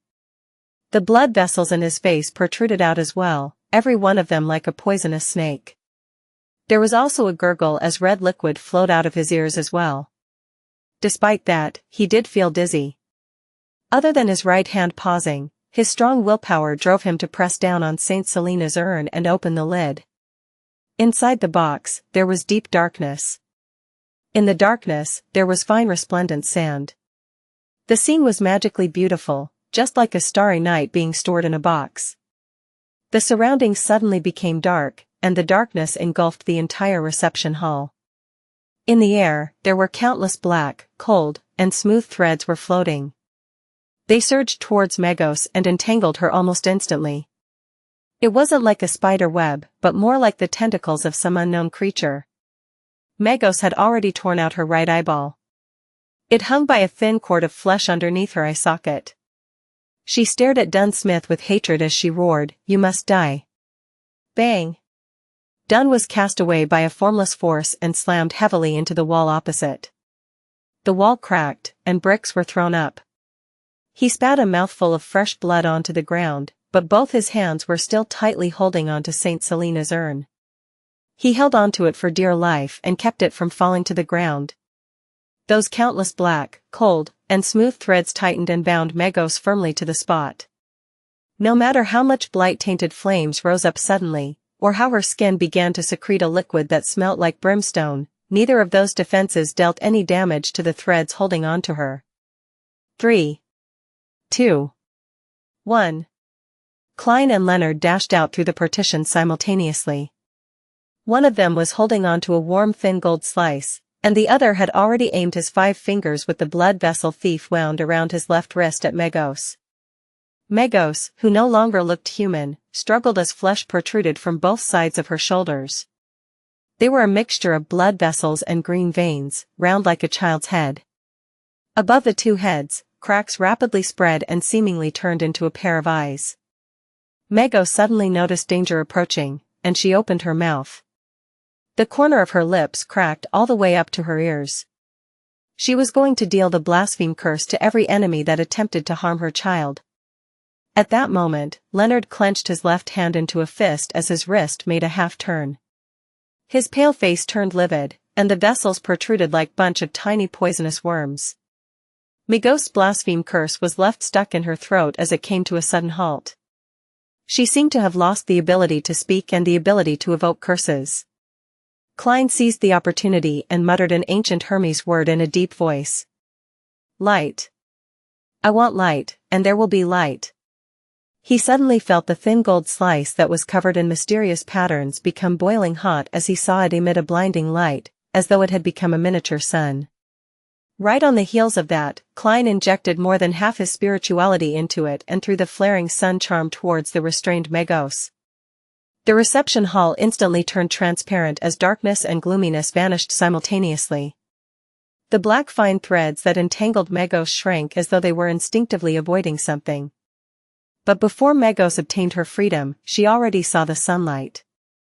At some point in the fight, a hole had ruptured in the ceiling of the Blackthorn Security Company, and the hole went all the way to the rooftop of the 3rd floor. The bright blue sky and glaring sunlight shined through simultaneously. The thin gold slice combined with the sunlight above Megos and immediately expanded in size. It went from a spherical light to a sphere with countless flames spiraling around it. Rumble.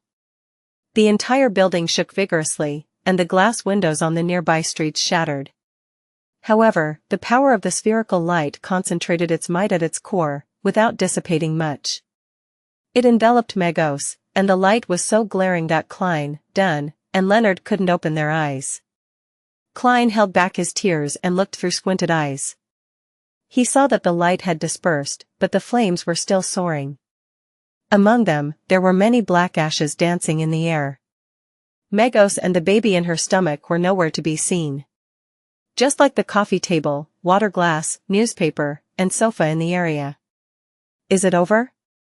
Did we finish the son of an evil god before it descended upon this world, taking his mother out at the same time?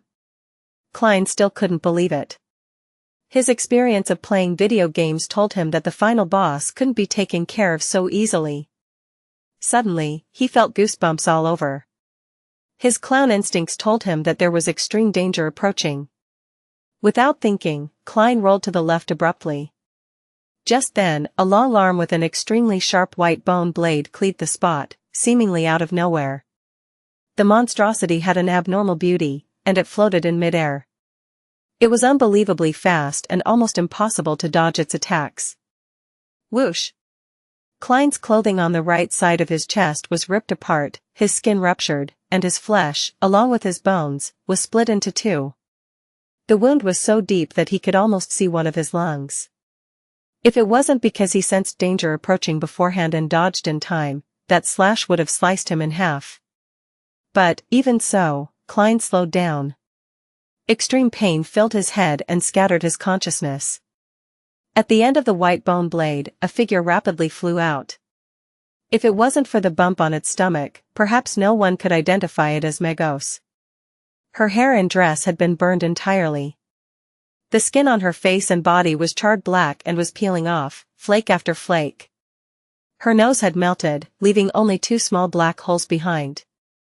Her eyeballs were nowhere to be seen, and there were faint white flames dancing in the empty sockets. The 2 heads that had popped up from both sides of Megos' shoulders had been burned away. Her left arm had become the white bone blade that she was holding. It looked demonic, yet holy. Creak.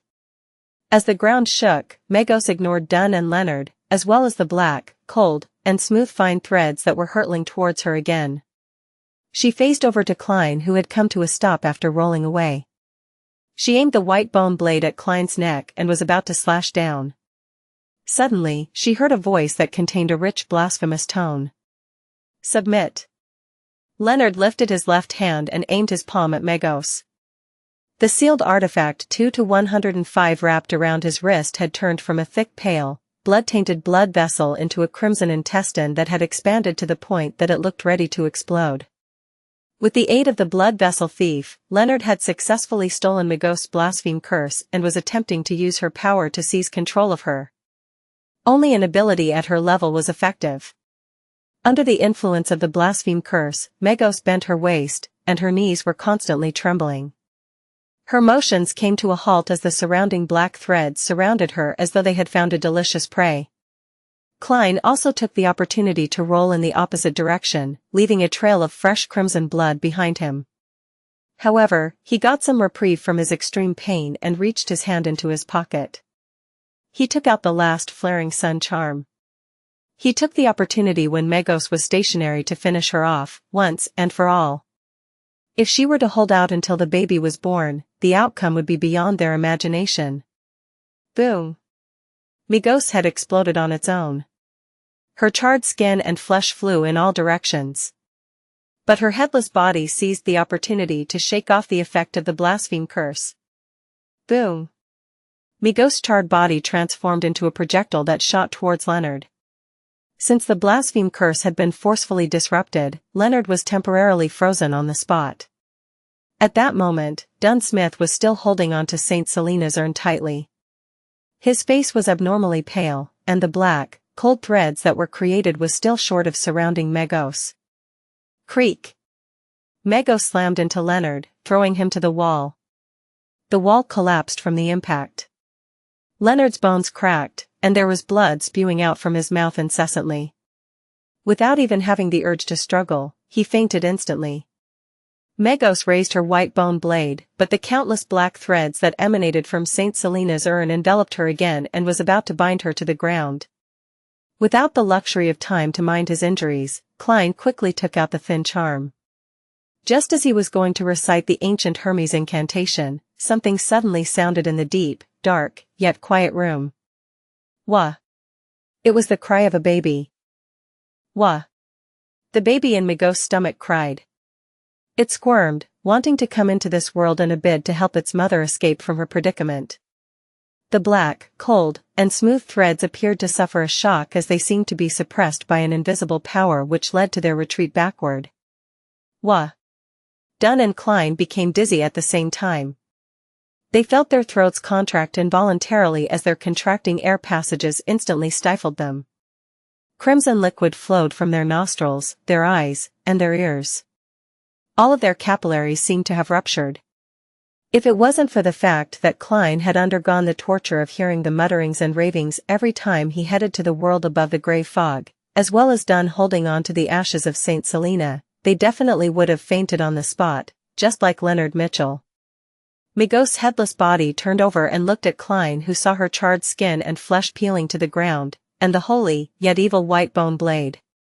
Having escaped its influence thanks to his rich experience, Klein immediately felt his scalp tingle and forgot about the pain in his right chest. He seemed to witness his enemy charge towards him maniacally, not giving him any time to recite the incantation, infuse spirituality, and throw out the flaring sun charm. Just as he was about to dodge the attack, Klein saw Megos suddenly pause. He saw Dunn Smith's black windbreaker fluttering, and the captain diagonally across him had buried his head. There were multiple thick twitching objects on his back as if they were venomous snakes or tentacles, or monsters. Dunn was using his abilities as a nightmare to forcefully impede Megos' movements. Bam! Bam! Bam! With a mere struggle from Megos, the thick tentacle-like objects that protruded from Dunn's back exploded at the same time. A large amount of blood splattered out, covering every corner of the room like rain. Dunn wasn't disappointed at the result, for the blood had been absorbed by the black threads created by Saint Selena's ashes. They had been absorbed. The countless cold, smooth, tentacle-like threads entered a frenzy. They swarmed forward and bound Megos tightly, wrapping themselves around her bulging, squirming stomach. An opportunity. Klein was as nervous as he was excited. He prepared to shout the ancient Hermes word for light. Wah! Wah! Wah! The cries of a baby could be heard once again, more frequent, and more incessant this time around. The countless black threads suddenly came to a pause, retreating and trembling again as if they had all been struck by lightning. Dun's expression changed when he realized that Megos was about to free herself. Without hesitation, he retracted his right palm, formed a claw, and stabbed it into his own chest, his left chest. He quickly pulled out his right hand, his fingers holding a bloody heart tightly. It was a still-beating heart that brought with it the sereneness of the night and a dream. Captain. Klein watched helplessly as Dun Smith stuffed the heart into the urn containing Saint Selena's ashes. His vision quickly blurred. Whoosh! Whoosh! Whoosh! Crying that sounded like a late-night nightmare resounded. The countless cold and serene threads once again resumed their efforts as they wrapped themselves tightly around Megos. This time, they didn't loosen their bindings despite the cries coming from the baby in Megos' stomach. In fact, they even sealed the terrifying sounds within the body. Klein's tears fell together with his blood. He uttered a simple Hermes term in a deep voice, light. The light that illuminates the darkness. The light that brings warmth. He infused almost all of his remaining spirituality into the thin gold piece etched with mysterious symbols, causing his mind to immediately turn blank and dizzy. Having mustered the last of his strength, Klein tossed out the flaring sun charm at Megos, who was still bound by the countless black threads. The black threads didn't retract this time, having not followed their instincts, as if they were being willed by someone. Thump! Thump! Dun's fresh heart was still beating within the box containing Saint Selena's ashes. The sunlight once again shone in from the hole in the ceiling, shining through all 3 stories, right into the Blackthorn Security Company, as if it were a corporeal pillar. It was guided here by the flaring sun charm, and it was focused on Megos. The sunlight fused with the top of the headless monster, and then exploded like the sun. Rumble! In the burning white splendor, Klein closed his eyes. This last scene was etched deep into his mind. Megos' body lost its left arm, head, and multiple pieces of flesh. Its charred body crumbled instantly. The half-illusory, terrifying creature within her body no longer had the support of a physical body and couldn't complete the last stage of its transformation. It turned into a furious ball of black gas, dissolving amidst the light and flames. Rumble! The entire building shook violently, but this was only due to the released energy of the flaring sun charm. The charm was different from a normal bomb. Its powers were concentrated, yet restrained. Klein fought to stabilize his body. He opened his eyes and looked ahead a few seconds later. He saw that the walls had crumbled. He saw a charred circle where Megos once stood. Surprisingly, the floor had only melted slightly. He saw a burned, bloody placenta on the ground. He saw Dun Smith standing on the spot, still wearing his black windbreaker. He saw the heart in the box of Saint Selena's ashes still beating slowly. He saw Leonard Mitchell lying on the opposite side, his outcome was unknown. The exhausted Klein felt elated and felt that he could still use ritualistic magic to save the captain. He felt that Megos and her baby were truly finished. No, it was more accurate to say that the latter had suffered an interruption and was exorcised. At that moment, Dun Smith turned to look at Klein. His pale face had a warm and relaxed expression, and his voice still as mellow as it usually was. We saved Tingen. After saying this, it was as if he had returned to the time when he was 20. He no longer appeared stern and serious as he winked at Klein with his left eye. Klein's expression froze. He saw the heart in the box of Saint Selena's ashes stop beating. It turned into a resplendent ball of light before scattering into the surroundings. He saw the captain fall backward, his arms losing their strength. It felt like the scene was made up of a series of paintings, but Klein could do nothing to stop it. Thump! The box of Saint Selena's ashes fell onto the ground, just like Klein's heart. Thud! Thud! Even though the box wasn't covered, the darkness within the box sealed the opening, preventing the resplendent sand-like ashes from falling out. The box rolled a distance away towards Klein. Dunsmith fell to the wrecked floor, his deep gray eyes having lost all their luster. He was looking at the hole in the ceiling, the sunlight pouring down on his face. "Captain!" Klein's vision blurred once again. He wanted to shout, but that word and the subsequent words were stuck in his throat. "We miss you too." At that moment, the box containing Saint Selena's ashes had rolled to his feet. Suddenly, Klein felt a pain in his chest, his pupils violently constricted as he froze in place. He looked down to see a slightly pale palm, drenched in blood, coming out the left side of his chest. Megos isn't dead. No, a new enemy. The mastermind behind the scenes. Am I going to die? Klein quickly lost his consciousness, his eyes almost losing focus. His body slumped to the side. His breathing gradually slowed and, he finally felt the palm pull back quickly. He saw a pair of brand new leather boots, and a hand reaching downward, a slightly pale hand. It grabbed the urn of Saint Selena's ashes.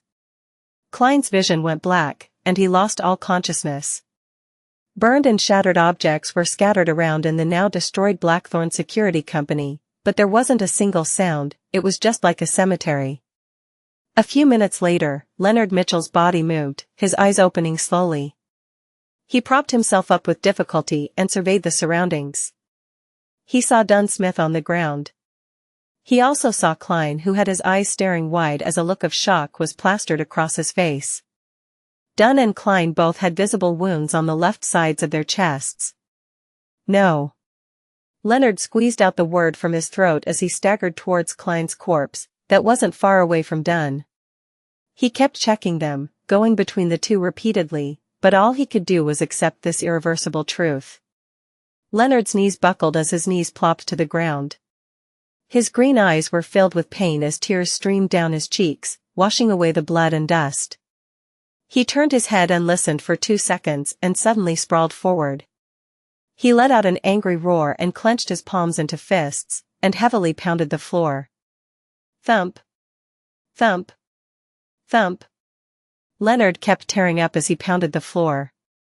Amidst his sorrow was a feeling of clear hatred and a clear sense of self-abhorrence. Thud. Thud. Thud. Leonard looked up when he heard the sounds of hurried footsteps and saw the members of the mandated punishers and the machinery hive mind that had just arrived at the scene through his blurred vision. In a Tingen suburb, there was a house with a green lawn. The house had a garden that had begun to wither at the beginning of September. Attached to the house was a crimson chimney. There was a desk next to the window in the bedroom of that house. An ordinary notebook was spread open on the table. A slightly pale hand flipped the notebook to the very first page, then it quickly flipped to the back. As the paper flipped, the rows of words appeared faintly. Regents, a member from the secret order, sold the Antigonus family's notebook as an ordinary ancient book by accident due to the influence both of weariness and illusions. It was a coincidence that made logical sense. Affected by the calling of the Antigonus family's bloodline, the notebook secretly affects its owners, one after the other. After repeated changes in ownership, it came to Tingen. It fell into the hands of the members of the Aurora Order, Sirius Arapes and Hanas Vincent. After they flipped through the content that temporarily appeared in the notebook and copied the corresponding potion formulas, Sirius and Hanas were worried that the secret order, who were good at divination, would track them down. After discussing it, they decided to avoid the risk by selling it to another person. They didn't wait for Mr. Z's reply, perhaps because he stayed at Enmat Harbor. Through Sirius's introduction, Hanas got to know Welch McGovern from the Koei University's Department of History. Then, Hanas sold the Antigonus family's notebook to McGovern as an ordinary ancient book. Subsequently, Sirius was attracted by the treasure that was said to exist on the main peak of the Hornacis mountain range. He started to visit the Deweyville Library and research the mountain. He didn't think that there would be any problems, so he left his real address and name. That aligned with his personality. During this process, he acquainted himself with Lenevis, who was reading up on information about iron mines to set up a scam. Lenevis's hidden lunacy and swindling ability were well appreciated by Sirius. he decided to nurture him into a member of the Aurora Order. Of course, before that, an investigation was inevitable. Sirius covertly informed Ligh about the evil ritual of praying to the true creator to deliver his spawn into this world. But he knew that the possibility of Ligh succeeding was very low, because the difficulty level of the ritual was very high, and the requirements were very harsh. However, the latter expressed his strong interest in the matter, tempted by the possibility of obtaining a deity's approval. He planned to complete the ritual simultaneously as he carried out the plans of establishing his steelworks company. The cunning Ligh could tell that there was something fishy about Sirius Arapes. But for his personal goal, he didn't expose him. He visited Hyugen in the asylum once again. They had known each other long ago, and they knew about their respective situations. After a dark divination, the Antigonus family's notebook was awakened fully. Welch and his classmate died. The lucky survivor, Klein Moretti, sent it to Ray Bieber's house under the influence of the notebook. It was a destined ending. Many rows were scribbled off and new content followed. For some baffling reason, and a lack of sufficient explanations, Klein didn't commit suicide after that and somehow managed to stay alive. In the Nighthawks investigation of Welch's case that followed, he met Dunn Smith and joined the Nighthawks. Although it had already exceeded in Zangwill's description, it didn't affect the development of the story. Bacchus and his brothers were down on their luck. They lost their last chip at the gambling tables and were drowning in debt. In a bid to obtain money, they decided to kidnap and blackmail the somewhat wealthy individuals. When they were looking for their final hideout, they chanced upon the room opposite Ray Bieber's apartment. By then, Ray Bieber was already seduced by the power offered by the Antigonus family's notebook. He hoped to digest the gift left behind by his ancestors. However, he was in a semi-insane state, and he couldn't make the best and safest choice. He abandoned his dead mother, but he continued remaining in Tingen City. He only found a more elusive spot to carry out his digestion ritual. It was truly pathetic. If he had been slightly smarter, the story could have become even more complicated, but his decision was made based on his instincts and his poor state of mind. Bacchus and company purchased weapons and took the youngest son, Elliot, of the tobacco merchant, Vicroy, and held him for ransom. Finally, they successfully carried out the abduction and took Elliot back to the apartment opposite Ray Bieber's. Vicroy's butler was entrusted with looking for help from a security company. Because of Welch's mysterious death, security companies were short on hands. Ligh chanced upon a deliverman and happened to discover the existence of the Blackthorn Security Company. Leonard Mitchell and Klein accepted the job. Relying on their beyonder powers, they quickly saved the merchant's son. Regrettably, Klein didn't immediately realize that clues to the Antigonus family's notebook were in the apartment opposite them. However, his spirituality reminded him in his dream. As such, the Tingen Nighthawks discovered corresponding clues. Sealed artifact 2-049 arrived in Tingen. With the aid of the Antigonus family's puppet, Dunn Smith led the Nighthawks to find Ray Bieber before interrupting his digestion procedure. Ray Bieber became a monster, and the situation was out of control. In the end, the Nighthawks skillfully worked together and took care of Monster Bieber, but they immediately faced the attack of a member from the secret order. More rows were scribbled away again, and the original content was impossible to read. Leonard Mitchell, who possesses a secret, was going to end the situation. Before he could, Klein, who was supposed to be doomed, killed the Sequence 7 member from the secret order in an inexplicable manner. That didn't affect the development of the story. Dunn Smith got in touch with the Antigonus family's notebook and flipped through its content. From that point onwards, he was secretly tainted. Having finished with all his preparations, Ligh beguiled Hyugen and used him to assist in his ritual. They tricked Lighn's fiancée, Megos, to become the vessel that would carry the true creator's spawn. Ligh had almost no possibility of success. The most serious problem was that even though Megos would be protected by the ritual's power, she wouldn't be able to withstand the sexual intercourse with the illusory projection of a deity. It would cost her her life on the altar. At that moment, the kind and Zangwill helped Ligh in secret.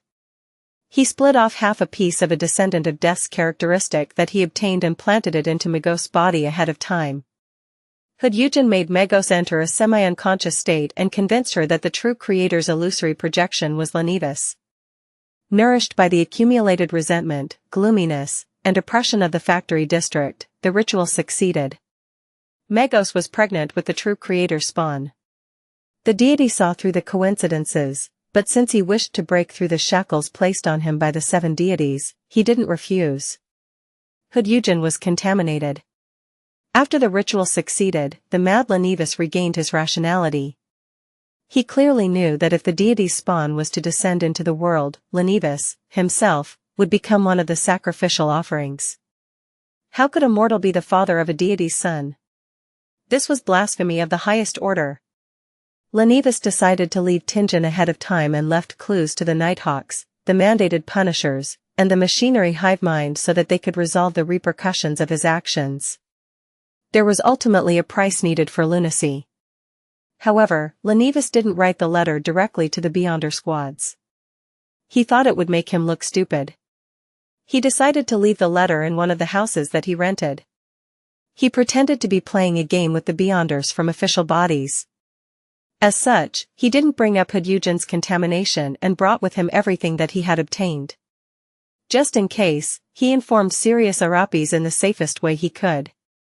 The latter didn't quite believe him, but he could faintly feel the possibility of success. Selena would accidentally chanced upon the real magic mirror divination incantation from her mysticism teacher, Hannes Vincent. Her bold attempt was interrupted by Klein by coincidence. The latter successfully resolved this supernatural incident that might have caused serious casualties. The Nighthawks then investigated Hannes Vincent, who had recently been awarded. Therefore, Dunsmith coincidentally saw a clear image of the true creator in his dream and suffered severe injuries. However, he wasn't contaminated because of what happened. That would have been noticed by the upper echelons of the Nighthawks. The injury made Dunsmith's contamination by the Antigonus family notebook worsen. His absent-mindedness and forgetfulness worsened, and he was getting closer and closer to satisfying Insangwill's requirements. Many rows were scribbled away again. Seriously unbelievable. Klein noticed Insangwill's secret influence and saw the crimson chimney. This is because he was reminded by the teacher from the Koei University's Department of History, Azek. He possesses many secrets. But even so, it's astounding enough for Klein to discover actual clues. It's unexplainable. Regardless of the reason, Insangwill continued to act, and the story continues. Klein coincidentally ran into Sirius at the library and had no choice but to kill him. Hence, the clues leading to Ligh were abruptly severed, and the discovery of the problem was delayed. Klein met Megos, but his spirituality stopped him from observing her closely. However, he didn't notice the subtle abnormality. That is logical. Our stories aren't made up randomly. He searched for the red chimney, but he always opted for a route that didn't include his target. Maybe in another 2 or 3 months, when he was on the last batch, he would find the real red chimney house. Rows and rows of writings were scribbled away, more than all of the previous rows added together. Dunsmith's problem was alleviated. His condition obviously became better. He actually mastered the acting method. And this was taught to him by Klein, who found inspiration from Daily Simone and Old Neil's example. No, Insangwill didn't believe that, but he could only change his original plans slightly. New elements in the story came to play. Azek decided to go to Backland in search of his lost memories. It wasn't long until Klein and Dunn found clues from Eugen. In order to ensure that Tingen City's Conservative Party and New Party would be in complete opposition, Madame Sharon, who wanted to vent the accumulated madness after her transformation, decided to take the risk and murder Member of Parliament John Maynard. Her motive wasn't strong enough, but she took action anyway. There are always times when people are not clear-minded enough, and she happened to be in that stage. Besides, she was confident that she wouldn't be discovered. Maynard's wife found the Blackthorn Security Company through the tobacco merchant, Vicroy. They didn't disappoint her, and they quickly found Madame Sharon's abnormality. Smith, who possessed power that was close to Sequence 6, decided to take action first. He passed the sealed artifact 3-0271 to Kenley. When the two of them and Klein returned to Madame Sharon's residence, Dunn attempted to pull her into a dream to control her from a distance. It was a good plan, but, unfortunately, Madame Sharon happened to have the statue of the primordial demoness by her side. Hence, the Nighthawk's plan failed. Kenley reflected himself in the mirror due to his nervousness and saw himself. Madame Sharon was taken care of while Kenley died. Dunn blamed himself and consumed Kenley's Beyonder characteristic as he usually did. His digestion procedure was interrupted as a result and was delayed. As such, his mental state became unstable. Under the circumstances, Leonard and Klein noticed the letter left behind by Leonidas. Megos received a baffling summoning and arrived at Zutland Street. She entered the Blackthorn Security Company, and the baby in her stomach was at a critical point in its development.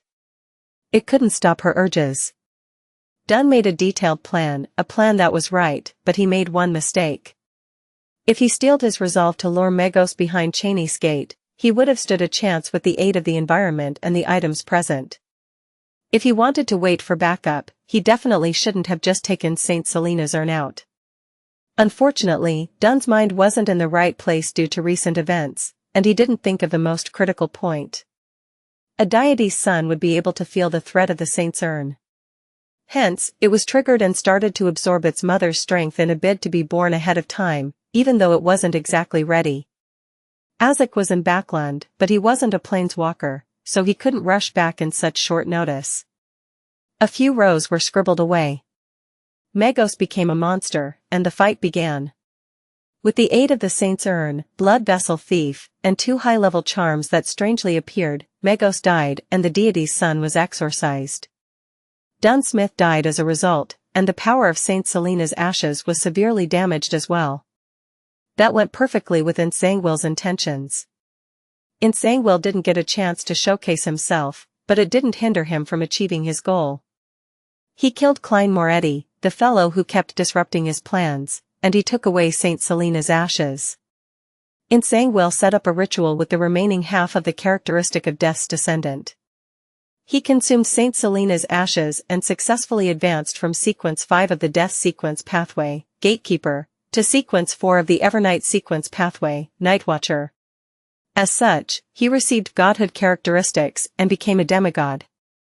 The sun continues to shine brilliantly on the land. Nearly no one in Tingen City realized how they narrowly escaped a huge disaster.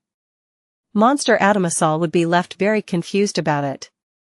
The notebook was flipped to the last page. A middle-aged man that was holding onto the book had dark blonde hair, a dark blue eye that was nearly black, a tall nose, and tightly pursed lips. His facial features were like that of a statue and didn't have a single wrinkle. He held a classic quill with his slightly pale hand and wrote a line clearly without dipping into any ink. He ended with a simple sentence. Tingen's story ends here. The papers rustled as he closed the book, leaving only a brown cover. In the basement of St. Selena Cathedral, in the guardroom outside Cheney's gate, Leonard Mitchell was leaning on the back of his chair, his legs were propped up on the table. His eyes were vacant without any focus. Even though he had been healed using ritualistic magic, he still looked terrible, as if he had obtained reprieve from a severe illness without fully recovering. At the moment, the powerful Beyonders sent by the Holy Cathedral were creating another seal behind the Cheney's gate since the ashes of St. Selena was lost. They had conflicting opinions, some wanting to fill in the gap of power using a new holy item, while the others believed that there was no need to go through all the trouble. After all, to the Church of the Evernight Goddess, holy items were rare and incredibly precious. What they suggested was lowering the presence of the Nighthawks in Tingen and transferring the artifacts with living characteristics or difficult-to-seal artifacts to the headquarters at the Cathedral of Serenity in Backland's diocese, only leaving behind those that could be controlled more easily. They intended to send a telegram to propose a meeting of the higher-ups, to get a vote from the archbishops and high-ranking deacons. Leonard was uninterested in this debate. He felt as if he had become a living corpse, with no sorrow, grief, agitation, or excitement. He was abnormally numb. He didn't want to face anyone. All he wanted was to stay alone in the corner. Occasionally, he would feel puzzled about why the murderer would only take away Klein's beyonder characteristic and leave Captain Dunsmith's one intact. Thud. Thud. Thud. Footsteps reverberated in the corridor. Xianxia, whose right arm had been bandaged, appeared at the door of the guardroom. While Klein and the others were attacking Megos and attempting to save Tingen City, she and the keepers within Cheney's Gate were doing battle against a portion of the sealed artifacts. If it wasn't for the timely arrival of the members of the mandated Punishers and the machinery hivemind, or the eventual arrival of the reinforcements from the Holy Cathedral, she also might have lost her life. But even so, the elderly keeper failed to last until the end. He fought to his death, under the call of duty. "Leonard, I found an unencrypted telegram in the captain's office. It was sent over by the Holy Cathedral," Xianxia said. Leonard's green eyes moved slightly, finally coming to life. He faintly recalled the sound of a new telegram coming in, but the battle was about to begin. He and Klein didn't have the time to pay attention to it. "What does it say?" Leonard noticed that his tone was unusually raspy. The white-haired and black-eyed Xianxia replied without hesitation, "Beware of Insanguil. Beware of sealed artifact 0-08. Insanguil, the archbishop that betrayed the church, the gatekeeper who failed his advancement. Sealed artifact 0-08, an ordinary-looking quill." Leonard muttered at first as he searched his memories, then he tilted his head to the side. He suddenly narrowed his eyes, the dispirited feelings and sadness disappeared from his body. So that's how it was. Leonard pulled his feet back and stood up, his green eyes burning with a passion. He looked at Xianxia and said, "I intend to apply to join the Red Gloves." The Red Gloves was a codename for the elite team of Nighthawks. Under normal circumstances, Nighthawk teams were situated locally and had regions under their jurisdiction. They were not permitted to capture criminals outside of their area of jurisdiction without permission. As such, some evildoers would change their location after every crime, making it terribly inconvenient for the Nighthawks. To deal with this, the Church of the Evernight Goddess set up the Red Gloves. They were carefully selected elites, some even possessing incomplete holy items. Their mission was to reinforce Nighthawk teams that had called for help, as well as track down and arrest evildoers without any restrictions. In some circles, they were also called pursuers or hunting dogs. Red Gloves? But their lowest requirement is sequence 7. Besides, the dangers the Red Gloves face are many times higher than an ordinary Nighthawk squad, Xianxia said in concern and doubt. Leonard smiled coldly. "I'm close to advancing soon." His eyes became cold. He clenched his teeth and said to himself, "I want revenge. Insanguil, you must live until the day I become powerful enough." "All right." Xianxia seemed to have guessed Leonard's thoughts. She sighed. "Almost half of our team will be new faces. It's rare to see a Nighthawk team become so ravaged." Leonard's expression darkened. He clenched his teeth and asked, "Are the bodies ready?" "Yes." Xianxia nodded indiscernibly. Leonard suddenly stepped towards the door. "I'll notify their families. I'll deal with the scene I don't want to deal with the most. I'll do it." At 2 Daffodil Street, Melissa sat on the sofa, inspecting the 3 tickets in her hands. She was looking at the words, the printed date, and the seat numbers. Benson was sitting beside her, observing his sister with a smile. He had a relaxed posture. Suddenly, they heard the doorbell. Ding dong, ding dong. Melissa glanced at their busy maid Bella, then she took the 3 tickets with her and stood up, looking a little confused. She briskly ran to the door. Her black hair was shinier than it was before, her face no longer skinny. The color of her skin had a ruddy color, and her brown eyes looked brighter and energetic. Twisting the handle and opening the door, Melissa froze for a moment. She didn't recognize their visitor. It was a young man with black hair and green eyes. He looked handsome, but his face was unusually pale. Hidden in his eyes was deep sorrow. May I know who you are? Melissa asked, feeling somewhat lost. Leonard had specially draped a black formal coat over his white shirt. He said in a raspy voice, I'm a colleague of your brother Klein. Melissa's heart suddenly skipped a beat. She instinctively tiptoed to look behind Leonard but didn't notice anything. She said with a strange quiver in her voice, Where's Klein? Leonard closed his eyes, inhaling as he said, I'm very sorry, your brother Klein died at the hands of an evil criminal while he was trying to save others. He's a hero, a true hero. Melissa widened her eyes slowly, her body shaking indiscernibly. The 3 tickets in her hands dropped helplessly onto the floor. The tickets faced upward, revealing the name of the play, The Return of the Count. Sitting in the Moretti family's living room, Leonard didn't dare to look directly at Melissa and Benson. But he couldn't stop scenes of what they looked like from flashing through his mind. That girl filled with youthfulness and vibrancy had her eyes wide open. She didn't speak, and her eyes were unfocused. Her silence made her appear like a puppet. The man who looked a little like Klein maintained a normal posture, but he would slip into a daze from time to time. His words came out slowly. That's the gist of the matter. I'm very sorry that I was unable to prevent it in a timely manner. The Blackthorn Security Company, the police department, and those that he helped have promised a bereavement compensation of about £6,000. Leonard said, as his eyes darted around. Suddenly, Benson interrupted him. His voice was hoarse as he asked, Where's his body? I'm asking where's Klein's body? He puckered his lips and paused. When can we see him? In the company. You can see him now, Leonard answered, unable to mask his grief. All right.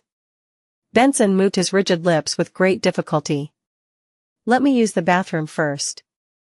Without waiting for Leonard's reply, he quickly entered the bathroom and slammed the door closed. He stood in front of the sink and turned on the tap, allowing the water to flow. He bent down and repeatedly splashed water onto his face.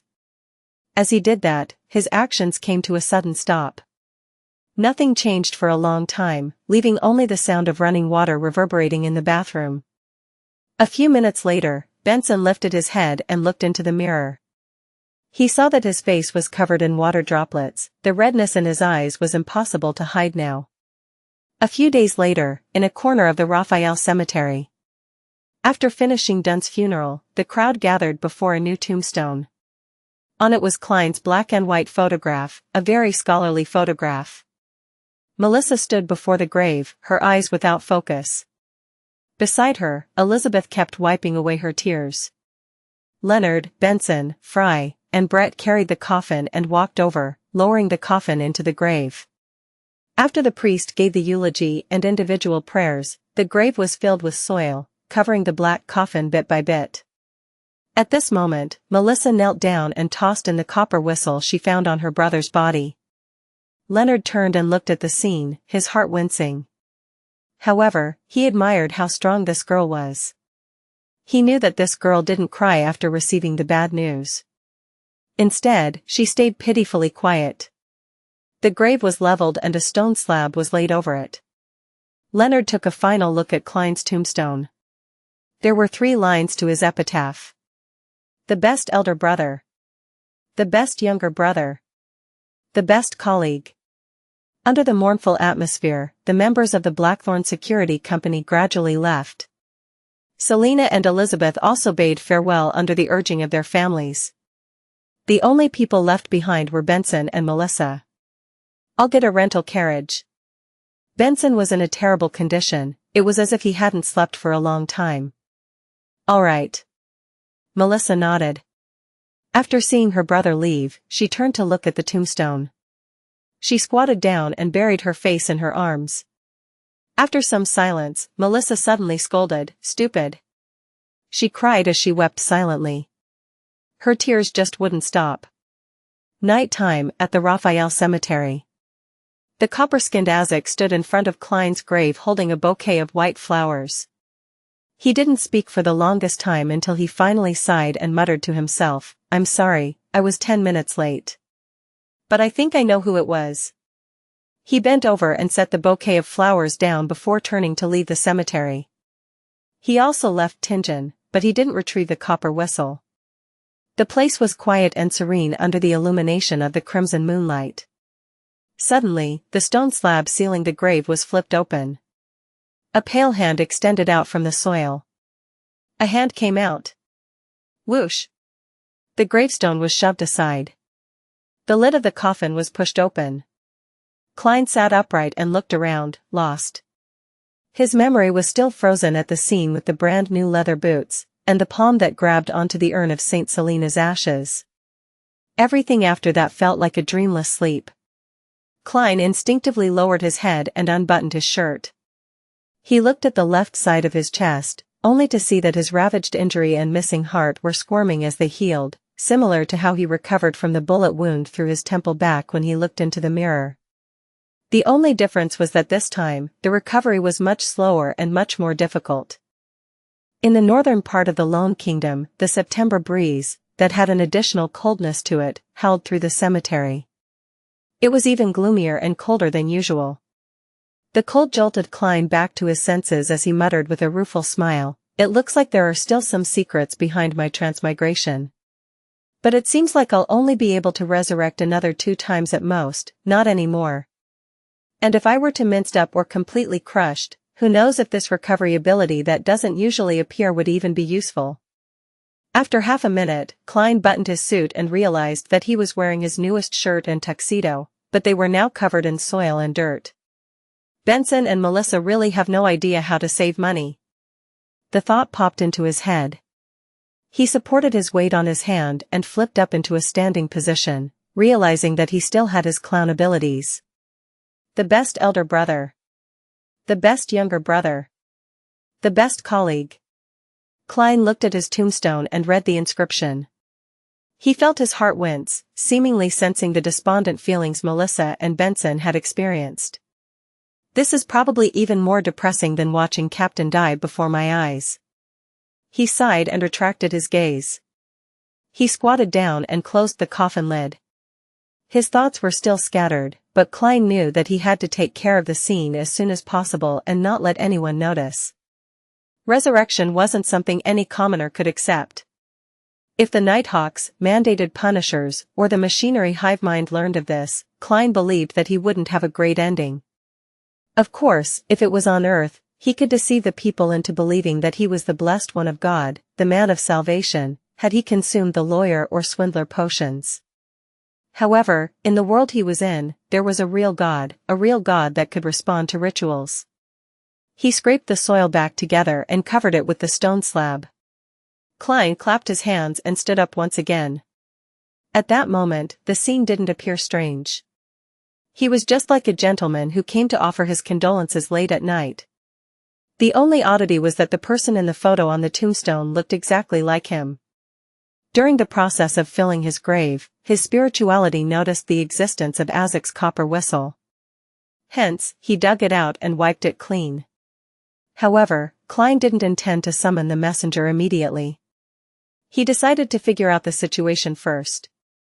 Klein lifted his left hand and saw the topaz pendant that was still wrapped around his wrist. "I guess this is considered a burial object?" He gave a self-deprecating laugh and took off the pendulum. He looked around, and his face grew solemn. "Captain should be buried in this cemetery as well, I guess." He changed directions twice and finally determined the location of Dunn's tombstone using the pendulum. With the moonlight's aid, Klein walked around and searched for about 15 minutes until he finally saw Captain's monochrome photo. It had a gentle expression, high hairline, gray eyes, nothing unusual compared to before. Under Dunn's photo was his name, date of birth, date of death, and epitaph. The true guardian. The most trusted partner. The captain forever. Klein looked in stunned silence and somehow his sight grew blurry for some baffling reason. He felt as though he had returned to that day again. He saw the captain turn his head to him and wink.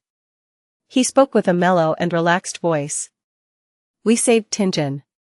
"Captain." Klein shouted in silence. He stood there like a statue for a good few minutes until he suddenly said with a smile, "Captain, your mental state was definitely not the best that day." You even said things like you could bring old Neil into the dreamland if he hadn't lost control. He was a mystery prior, and you're a nightmare. You couldn't consume the Beyonder characteristic that he left behind. Yes. You didn't ask me what powerful offensive attacks I had. Was it trust, or did you forget about it? But, you definitely guessed something. I only took one sealed artifact and said it was for Leonard. Even without a brain, you could have guessed that I had the extra means for a powerful attack. Having said that, Klein paused, then he shook his head and sighed. I have no idea what I am now. Maybe I'm just an evil spirit that has clawed its way back from hell to seek revenge. As he spoke, he suddenly stopped. His tears streamed down his cheeks and finally, he shouted softly with a choking voice, "Captain. We miss you too." Klein felt the cold breeze blow past him as he lifted his hands to wipe his tears and blow his nose.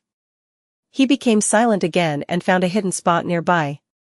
He took 4 steps counterclockwise and entered the world above the gray fog. He wanted to find the person that killed him with the aid of divination. He wanted to know the murderer who triggered all of this.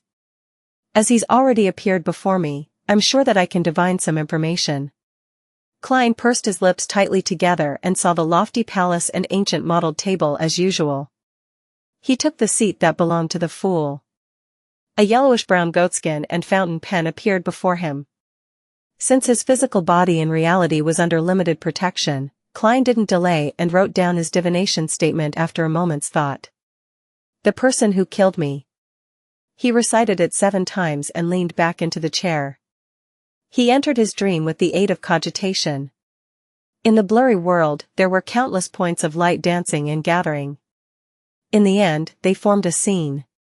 A pair of brand new leather boots, a pair of slightly pale hands, and the Saint Selena's urn that was held by those hands. He looked up, and Klein saw a middle-aged man with short, dark blonde hair.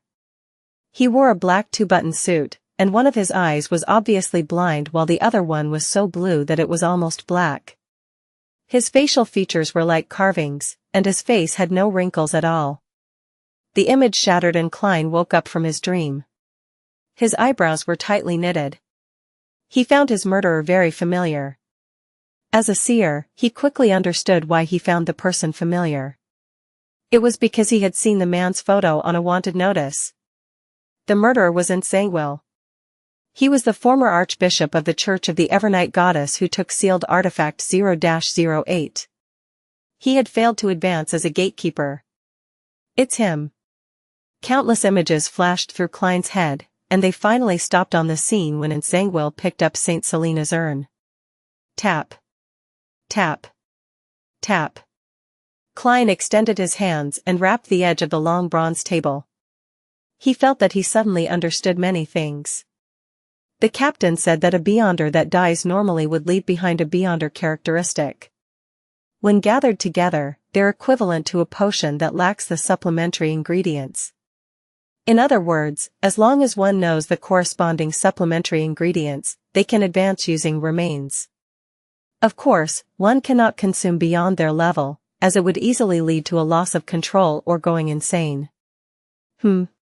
Becoming a high-sequence Beyonder would require the accompaniment of some special ritual. That was mentioned in the incomplete unshadowed formula. The subsequent advancements would require a ritual as well. Xianxia is a gatekeeper, a sequence 5 from the death sequence pathway. He wanted to become a high-sequence Beyonder, a demigod. Based on the situation allowed by the exchanging of sequences, he had 3 choices. One was obviously sequence 4 in the death sequence pathway, second was sequence 4 in the sleepless sequence pathway, and third was sequence 4 in the god of combat sequence pathway, demon hunter. Saint Selena was a saint. She was either sequence 4 or sequence 3. Her urn corresponds to one of the 2 sequence potions. Xianxia, who was a former archbishop, definitely knew exactly which one she was, and he definitely knew the required supplementary ingredients.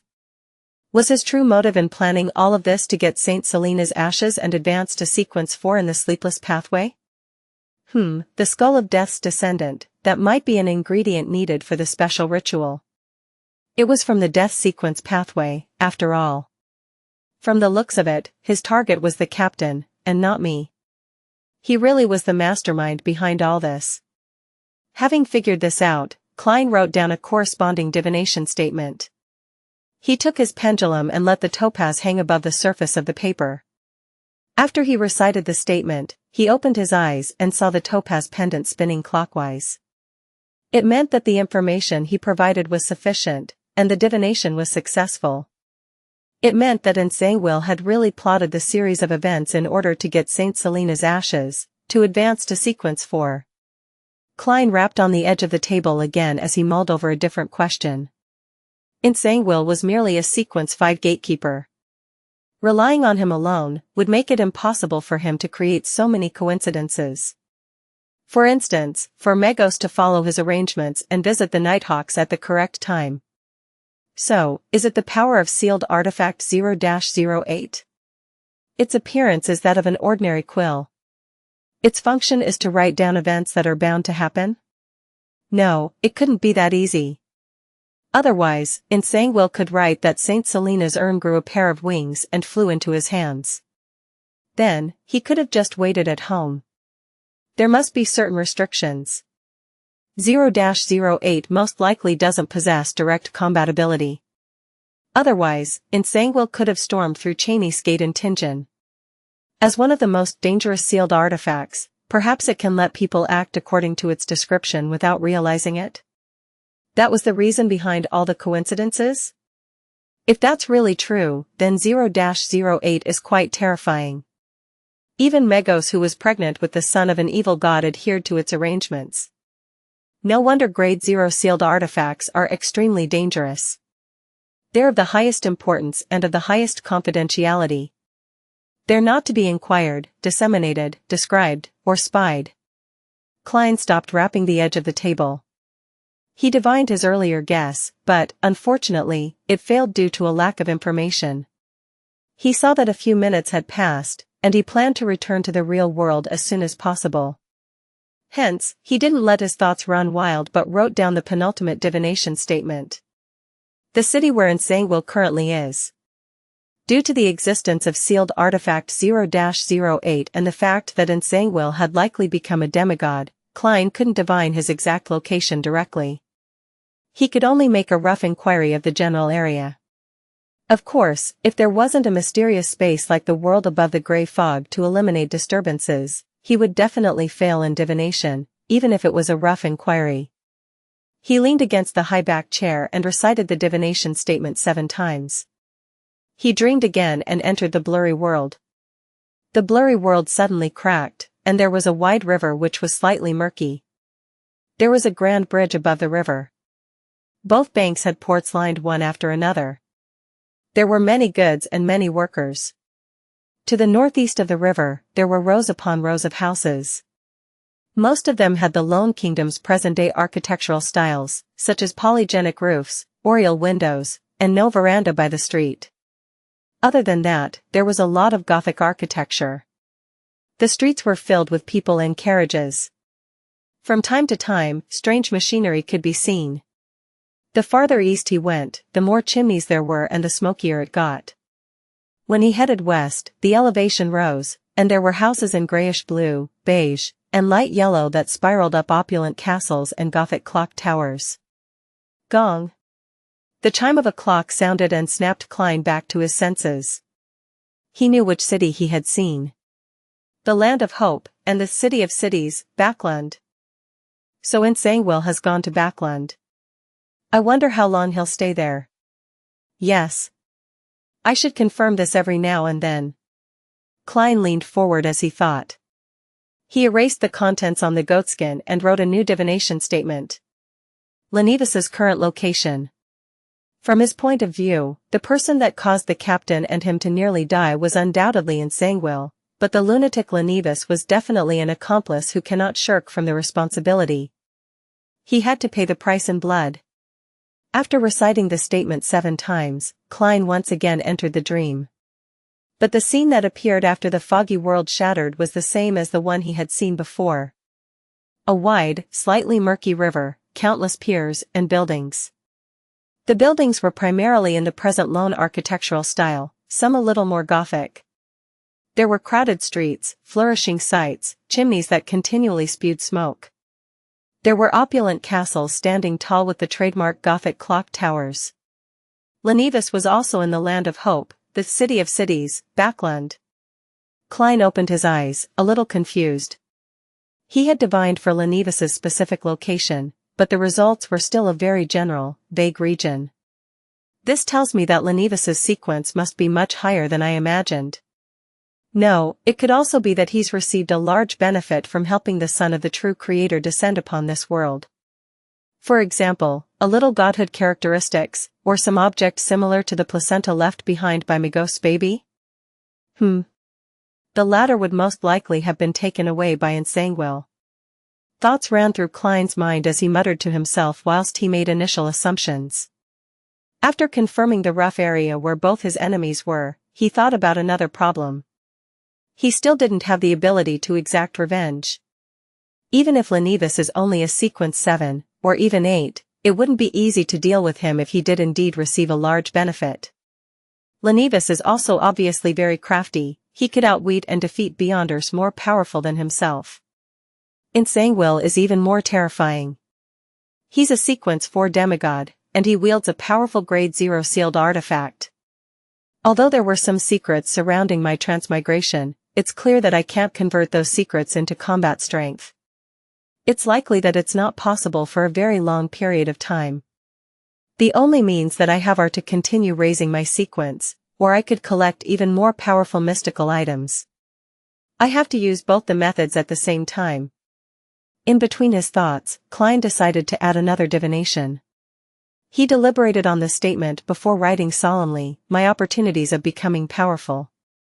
He gently placed the pen on the table and leaned back, then he closed his eyes. He recited the statement silently and fell into a deep sleep with the help of cogitation. In the foggy world, he once again saw the scene that he had previously seen. The river, piers, chimneys, crowds, castles, various machinery, and Gothic clock towers. He had once again seen the capital of the Lone Kingdom, Backland. Immediately following that, the scene changed. He saw a magnificent peak piercing through the clouds, and, on it, he saw a majestic, ancient palace. He saw the giant throne carved from stone, adorned with dull gems and gold. He saw a strange vertical pupil formed from countless mysterious symbols. The scene shattered silently without warning. Klein slowly sat up and tapped on the edge of the table with his fingers. Backland contains the opportunities for me to become powerful. Does the second scene refer to the main peak of the Hornaces mountain range, the treasures left behind by the Antigonus family? The strange vertical pupil formed by countless mysterious symbols which the misfortune cloth puppet conveyed to me through the corruption from the Antigonus family's notebook is the key to beginning all of this. Many thoughts flashed through his mind.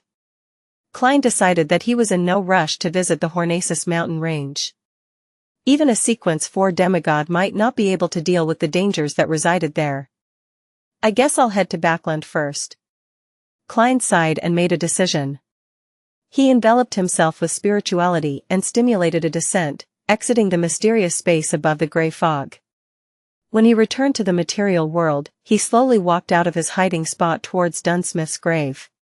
He stared deeply at the picture and epitaph. Klein slowly drew a crimson moon on his chest and walked out of the cemetery. As a former Nighthawk, a Nighthawk who had to regularly patrol Raphael Cemetery, he was quite familiar with the routes of the guards, as well as its surroundings. He managed to leave the cemetery easily, without causing any alarm. He followed the gravel road into Tingen, using the shade of the trees as cover. The night was peaceful and the moon was ever so dreamy. Klein walked alone, his thoughts running wild and unbridled. He sometimes considered his plan for revenge, sometimes thinking back to the times he spent with the captain, sometimes recalling old Neil's hidden grief beneath his humorous facade. Unknowingly, Klein had entered the nearest street like a wandering ghost, making his way past turn after turn. It was 2 hours later when he freed himself from that state and regained complete control of his thoughts. He realized that he was standing on Daffodil Street. Opposite him was the house he shared with his brother and sister. Instinctively, Klein had returned here. He took a step forward with clear joy, but suddenly paused. He let out a bitter smile and muttered with a self-deprecating tone, "If I went up and knocked on the door, Melissa might faint from shock. Benson would be so nervous his hair would start to drop. He would then try his best to calmly convince me, in the name of a curly-haired baboon." Shaking his head, Klein stared at the familiar door for a while before heading towards Iron Cross Street. This is fine too. The things that I do in the future will not implicate them. The compensation given to them by the Nighthawks team and the police department will be enough for them to live a stable middle-class life, even if Melissa fails to find a job and Benson loses his job. Klein walked silently for a moment before starting to feel fatigue. But, as someone who was dead, he didn't have any other belongings on him except for the clothes he was wearing, his topaz pendulum, and Azek's copper whistle.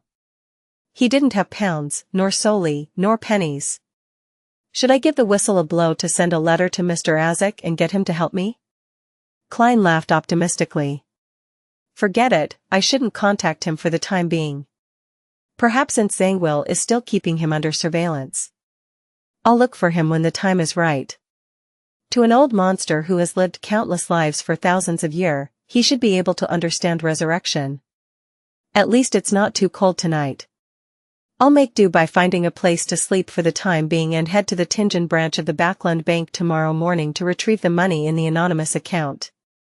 As there had been too many things to do lately, Klein hadn't had the time to start on the experiments involving the sacrificial ritual. He hadn't touched the £300 in the anonymous account either. That should be enough to support my expenses for quite a while. I'll buy a newspaper tomorrow to confirm what day it is.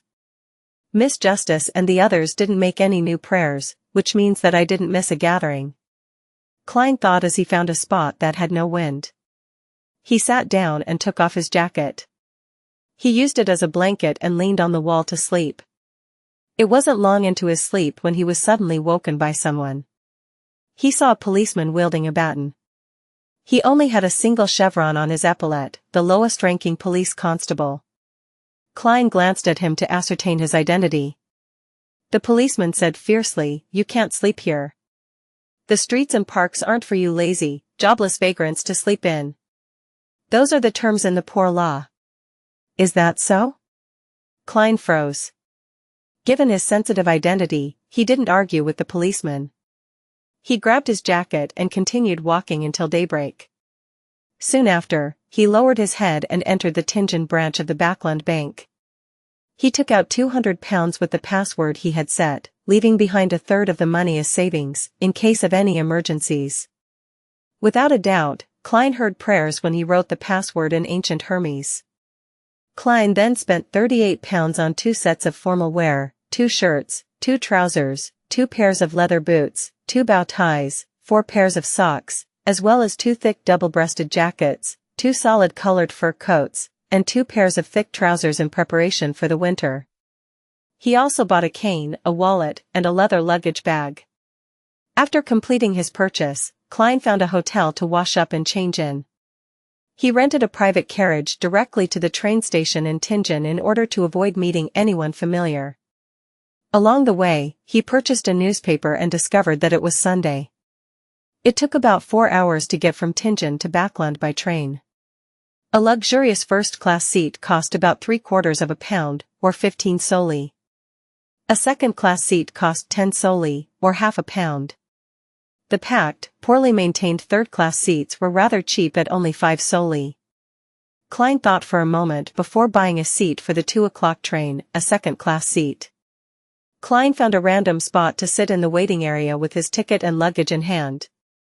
It was only slightly after 9 in the morning. He was happy that the Lone Kingdom didn't have a strict census. He could prove his identity just by using the water and gas bills, as well as his rent for the past 3 months. Purchasing a train ticket was even easier, as all he needed was money. Klein suddenly had an empty feeling in his heart as he was sitting there, thinking about how he was about to leave for Backland from Tingen in the afternoon. He thought about his sister who always gave him a motherly vibe. He thought about his brother who liked to crack cold jokes. He thought about how they would fill their stomachs up so much that they wouldn't feel like moving. Recalling these scenes, Klein suddenly laughed. He laughed bitterly, for he thought about the tortoise that Melissa called a puppet, as well as Benson's pitiful hairline. He suddenly had a strong urge. He wanted to see his siblings again. At this moment, Klein suddenly realized why he hadn't picked an earlier train but instead bought a ticket for the 2 o'clock train. He carried his luggage and left the waiting area quickly, taking a rented carriage back to Daffodil Street. He then hid in a shady area on the opposite side and looked at the door to his house. There were many times when he felt like heading over, but he couldn't bring himself to cross the wide street. Klein looked across the road in a daze, suddenly having a feeling of homelessness. He'd had a similar feeling when he had just transmigrated. Suddenly, he saw the door to the house open as Melissa and Benson came out. Melissa was wearing a black dress and black veiled hat. Benson was in a shirt, vest, trousers, coat, and hat, all in black. They both had numb, sullen expressions. Melissa has become skinnier. Why is Benson so haggard? Klein's heart winced in pain. He opened his mouth but couldn't shout out their names. Without realizing it, he followed Benson and Melissa to the nearest municipal square. He saw that tents had been erected there again. A new circus troupe was in town for a performance. Benson took out some money and purchased the entrance tickets and led Melissa into the circus. He forced a smile. This circus troupe is very famous. Melissa nodded without expression. Okay. Suddenly, she slipped and almost fell. Klein, who was also buying a ticket, opened his mouth. He wanted to help his sister, but he could only retract the hand he had instinctively extended and stood helplessly in the busy crowd. Benson jumped in fright, but he was too late to help. However, Melissa quickly steadied herself. She puckered her lips and said nothing. At this moment, clowns swarmed forward, some performing balancing acts on wheels or large rubber balls, others tossing countless tennis balls into the air, then ridiculously catching every one of them. Melissa seemed to disregard the clowns as she looked at the performance. Benson tried to lift his sister's spirits by cheering, but he didn't succeed. He slowly turned sullen too. Klein puckered his lips tightly as he watched this scene from afar. He wanted to approach them, but he didn't dare to. Suddenly, he touched the wallet in his jacket and had an idea. Benson and Melissa continued walking forward, silently watching the various performances. Some time later, they saw a clown running towards them. His face was painted in colorful pastels. At first, he threw a tennis ball into the air, and, while the attention of the surrounding people was drawn to the air, he conjured a flower out of thin air. It was a Seville chrysanthemum. The clown brought the flower before Melissa and Benson. The flower was golden in color and symbolized happiness. Melissa and Benson looked at the clown in a daze. All they saw was a wide smile plastered over the pastel face. It was a happy smile, an exaggerated smile, a ridiculous smile. End of the first volume. Choo-choo. A train whistle resounded in every corner of the station as a metal behemoth, in the form of a steam locomotive, came to a slow stop with more than 20 carriages in tow. Dressed in a tuxedo and half-top hat, Klein was carrying an exaggerated luggage bag that appeared incongruent with his figure. He took a firm step onto the ground of the Lone Kingdom's capital, Backland. This city was divided into 2 regions by the Tussock River which flowed to the southeast. The 2 lands were connected by the Backland Bridge and ferries, with a population exceeding 5 million people. It was the most prosperous capital in the southern and northern continents. Klein looked far into the distance and saw faint yellow hazes everywhere. Visibility was terrible, and the gas lamps hanging above the train platform were already lit to dispel the gloominess and darkness. It's only 6:30? It looks like it's 9 or 10. Klein shook his head indiscernibly. Suddenly, he recalled a joke he read on the Tussock Times. A gentleman who just arrived in Backland finds himself lost in the thick haze. Helpless, he asks a drenched gentleman passing him by, "How do you get to the Tussock River?" The gentleman answers him in a friendly manner, "Walk straight without stopping." "I just swam from there." Every time I read backland newspapers or magazines, the reporters and editors will make a mockery of the polluted air or the increasing number of foggy days in every conceivable way possible. Previously, the Backland Daily Tribune even did the statistics, and it was found that it has gone from about 60 days a year from 30 years ago to the present 75 days a year. For this, many far-sighted people established organizations like the Soot Reduction Association, Smoke Reduction Association. Apparently, there was a bill in September that motioned the need to establish the National Atmospheric Pollution Council. Klein lowered his huge luggage bag and pinched his nose to gain respite from the sudden discomfort. Then, tracing his golden chain, he fished out a golden pocket watch from his vest pocket. He popped it open and looked at the time. When he truly bade farewell to his siblings, he had especially visited a department store and spent £4.10 solely to buy a golden pocket watch and matched it with a golden chain worth £1.05 solely. To not constantly be aware of the exact time made him feel a sense of horror. Klein had planned on buying a silver pocket watch as he felt it matched his temperament. But after considering the true essence of a clown, he finally chose a more showy and exaggerated golden watch. 6:39. It's not that much later. Klein put away his pocket watch and held his cane and luggage bag as he slowly walked out the steam locomotive station with the crowd. Suddenly, he made a sudden turn, causing a person who was secretly tailing him to have his hand fall empty when reaching for his pocket. Klein was unfazed by this episode as he followed the cement-paved road and mixed into the crowd, arriving at an intersection in front of him.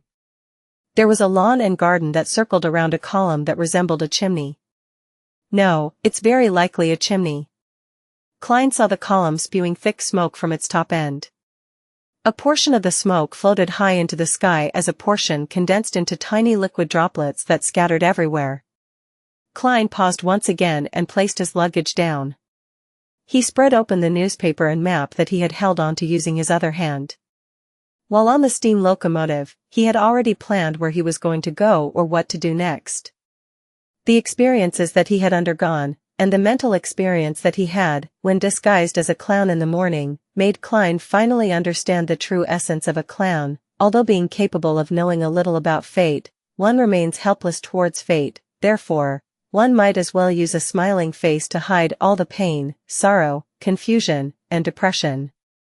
At that moment, he clearly felt the clown potion digest and believed that if he continued acting this way, it wouldn't take long for him to make another attempt at advancing. But herein lay the problem: he didn't know the corresponding name of the Sequence 7 potion, much less know its exact formula. How should I obtain the formula? The secret order seldom appears. They only seem to be interested in the Antigonus family's items. This is also why others have little understanding of him. Yes. I should consider two aspects. 1. I need to come into contact with the local Beyonder circles and see if I can find clues. 2. I should set a trap and use the Antigonus family's treasure as bait to lure the secret order out. After all, I do possess knowledge of the strange vertical pupil formed from the numerous mysterious symbols. But that's too risky. I need to be careful since the bait cannot be too good or too bad.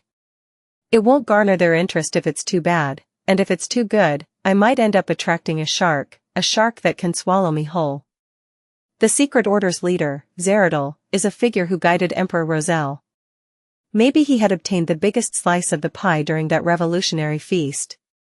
Of course, he might not still be alive, as that was something from 200 years ago. Amidst his thoughts, Klein felt the coldness of Backland and couldn't help but shiver. He decided to find a residence as soon as possible. He flipped through the papers and, once again, browsed through the rental section and saw a circled advertisement. 15, Minsk Street, Sherwood Borough, Terrace House. Weekly rent of 18 solely. Klein had thought this through very carefully about the area in which he was to stay in. Although Backland had a population exceeding 5 million people, he still needed to be wary about meeting the local nighthawks.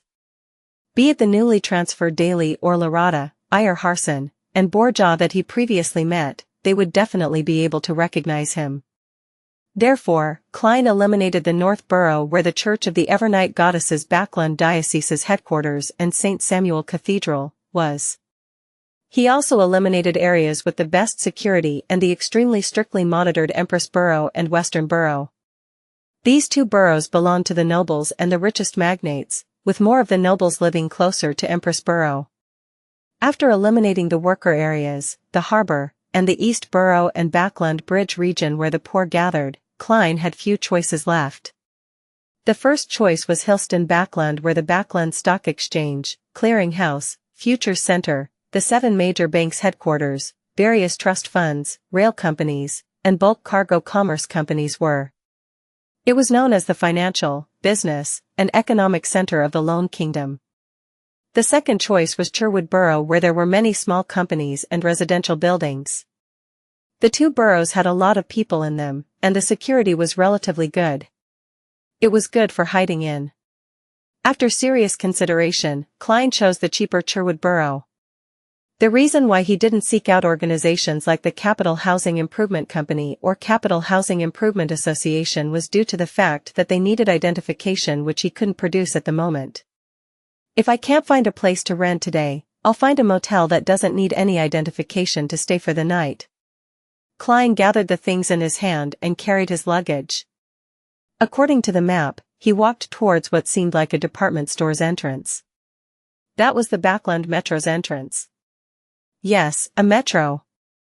The first time Klein saw the word metro on the newspapers and magazines, he nearly jumped in fright. He never expected that such a transportation vehicle had become a reality in this era, which hadn't entered the age of electricity. It was born 25 years ago. It first connected both banks of the Tussock River and had now expanded to the key city boroughs. Of course, there weren't many stations.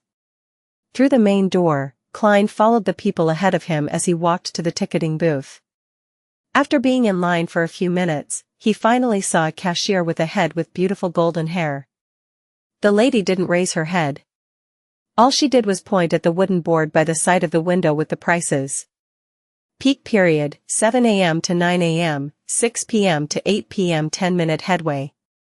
15-minute headway for all other times. First class seat, 6 pence. Second class seat, 4 pence. Third class seat, 3 pence. Return trips are respectively, 9, 6, 5 pence. Annual pass. First class, £8. Second class, £5 10 solely. Third class, no annual pass. It's cheaper than I imagined. There's actually no distance restriction.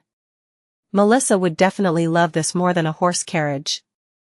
This is the culmination of machinery. Klein thought as he suddenly felt upset. He revealed a brilliant smile and fished out 4 pence and handed it to the cashier. Second class seat. Smack. The cashier tore a ticket and stamped it before handing it to Klein. After finding the line that led to Cherwood Borough and passing through the not very strict security checks, Klein went down the flight of stairs and quickly came to the platform. He followed the labels on the ground and found the corresponding location for second-class seats. Choo-choo. He didn't wait long before he heard the chugging sound of the train and the thunderous steam whistle. He saw a huge steam locomotive. Its large and meandering body, together with its black metallic luster and complex machinery, mixed together to form a unique beauty. Backland's metro still used steam locomotives. The smoke that they spewed was specially designed to enter a pipe above and travel through a chimney, out into the world. This was also the true usage for the lawn and garden out on the streets. Amidst the screeching sound of metal, Klein first waited for the passengers to alight before carrying his cane and luggage over slowly. He then allowed the conductor to check his tickets. Unlike the third-class seats, the second-class seats were one person to a seat, so there were no concerns about having one's seat snatched. Just as Klein sat down, stowed away his luggage, and leaned on his cane, he suddenly heard hurried footsteps. He subconsciously looked towards the door and saw a thin, adolescent boy rush into the carriage. The boy was wearing a coat that didn't suit his age. He wore a rounded top hat and carried a ragged haversack. He kept his head very low. "I'm sorry. I got on the wrong carriage. I'm from third class." He showed his ticket and apologized to the passengers before briskly walking towards the third-class carriage. Klein retracted his gaze and once again confirmed his destination as he waited for the doors to the carriage to close. At that moment, he heard chaotic and hurried footsteps. He then saw a few men dressed in black coats and half-top hats rush into the carriage. Are they chasing after that 15-year-old boy? Klein instinctively had such a thought. He shook his head gently and continued reading his newspapers and map, just like the other passengers on board the carriage. Joke adapted from English magazine Punch. Did you see a teenage boy? He's wearing an old coat. One of the men who dashed into the carriage asked the conductor fiercely. Klein glanced at the man through the corner of his eyes. He was thin and hardy, his skin a dark shade from prolonged exposure to the sun. His eyes were much more recessed than the typical Lone Kingdom citizen. A Highlander? Or a mixed blood? He nodded thoughtfully. In the middle of the northern continent, the point where the Hornacis mountain range began, there was a highland which was extremely hot and dry. Most of it belonged under the Fainapotter kingdom, while the area west belonged to the Intis Republic. The area to the east belonged to the Lone Kingdom. Its natives were thin and barbarians, but they were brave and skillful in warfare. A long time ago, they posed as one of the biggest problems for the three nations. But with the advancement of gunpowder, and the changes in the way war was carried out, these Highlanders eventually recognized reality and submitted. A large number of them left the highlands and entered Backland, Trier, Fainapotter City, and the various flourishing cities or ports in the northern continent. Some were workers, while others became grunts of the local triads. They dared to kill and showed no fear of thorny situations. The conductor was a man in his 20s. He shrank back when he heard that as he pointed in the direction of the third-class carriage. I saw him. He went that way. The leader, wearing a black coat and half-top hat, nodded indiscernibly. He led his men and rushed to the third-class carriage and showed no concern towards the surrounding passengers. If I were that boy, I would have already alighted from the third-class carriage. As Klein read his newspaper, he began letting his thoughts stray. About a minute later, the train whistled as the carriage doors closed. Chug. Chug. The steam metro began speeding up as it cruised along. But at that moment, Klein suddenly sensed something as he looked up to see the door leading to the other second-class carriages. The teenage boy walked slowly into the carriage wearing his old coat and round top hat while carrying a ragged haversack. He looked adolescent and had refined facial features. His red eyes were staid and solemn. Impressive. He alighted from the third-class carriage and circled around to enter from the first-class carriage again? Was he afraid that his pursuers had partners waiting inside the metro station? Klein was slightly surprised. He felt that the boy's handling of the situation was rather mature and careful. He was much better than most people in their 20s. He clicked this left molar lightly and secretly activated his spirit vision. He scanned the boy and saw that he was in a state of fatigue. His emotions were tense and he was dispirited. However, he still maintained a blueness that represented calm thinking. Impressive, at his age. Klein mumbled silently as he lowered his head and continued reading his papers. The boy didn't notice that he had been scrutinized by a beyonder as he headed for the third-class carriage once again. The rest of the journey happened stably and calmly. Klein arrived 20 minutes later at one of the 3 train stations in Sherwood Borough. He took a rented carriage for nearly 10 minutes before finding Minsk Street. According to the descriptions in the papers, he came to Unit 17, which was next to Unit 15, and pulled the doorbell. Cuckoo. Cuckoo. As sounds reverberated inside the house, a mechanical bird that didn't look too fancy popped out from above the door. It was about the size of a palm and was made up of gears and other parts. It constantly nodded its head and let out the sound of a cuckoo bird. Not a bad toy. It's just not very well crafted. Klein made an objective assessment. Nearly 20 seconds later, the dark door was pulled open. A young maidservant dressed in white and black looked warily at Klein and asked, "May I help you?" Klein smiled and waved his cane, which was now wrapped with the newspapers. "I'm here to find Mrs. Sammer about renting a house. I'm guessing it hasn't been rented out?" The full name on the newspaper was Stellan Sammer. Not at all. Please wait a moment. The maidservant bent her back politely. She rushed inside and reported to her mistress. Moments later, she came out again and ushered him in. She then helped him place his cane and luggage in the foyer and hung his coat and hat on a clothes rack in the same place. A warm blast of air inundated him, dispersing the chill Klein had brought in. He scanned the area and first saw a uniquely designed fireplace. He saw pieces of red, smokeless charcoal burning inside. Sammer's living room was rather big. It was nearly equivalent to the entire Moretti's first floor in area. Certain areas were decorated with carpets or oil paintings of beautiful sceneries. The maidservant brought Klein to the sofa and said to her mistress in a pale yellow dress, "Madam, the guest is here." The mistress was in her 30s. She had blonde hair and blue eyes. She looked rather pretty and had preserved her youthfulness well. She held a silver-inlaid feathered royal fan in her hand. As she was at home, and the fireplace made for a warm environment, she didn't wear anything around her neck, revealing her white bosom and shiny long neck.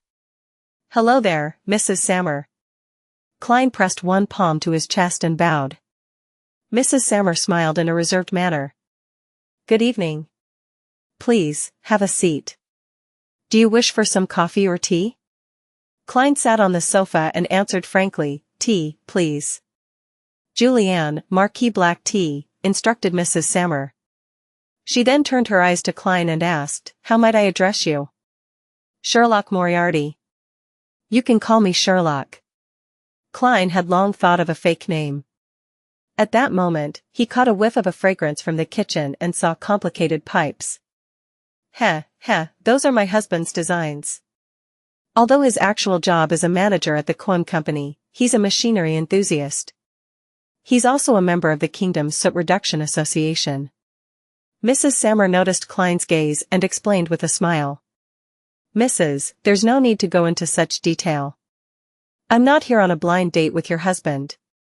Klein lampooned as he said without his smile waning, "Mrs. Sammer, I wish to rent the Unit 15.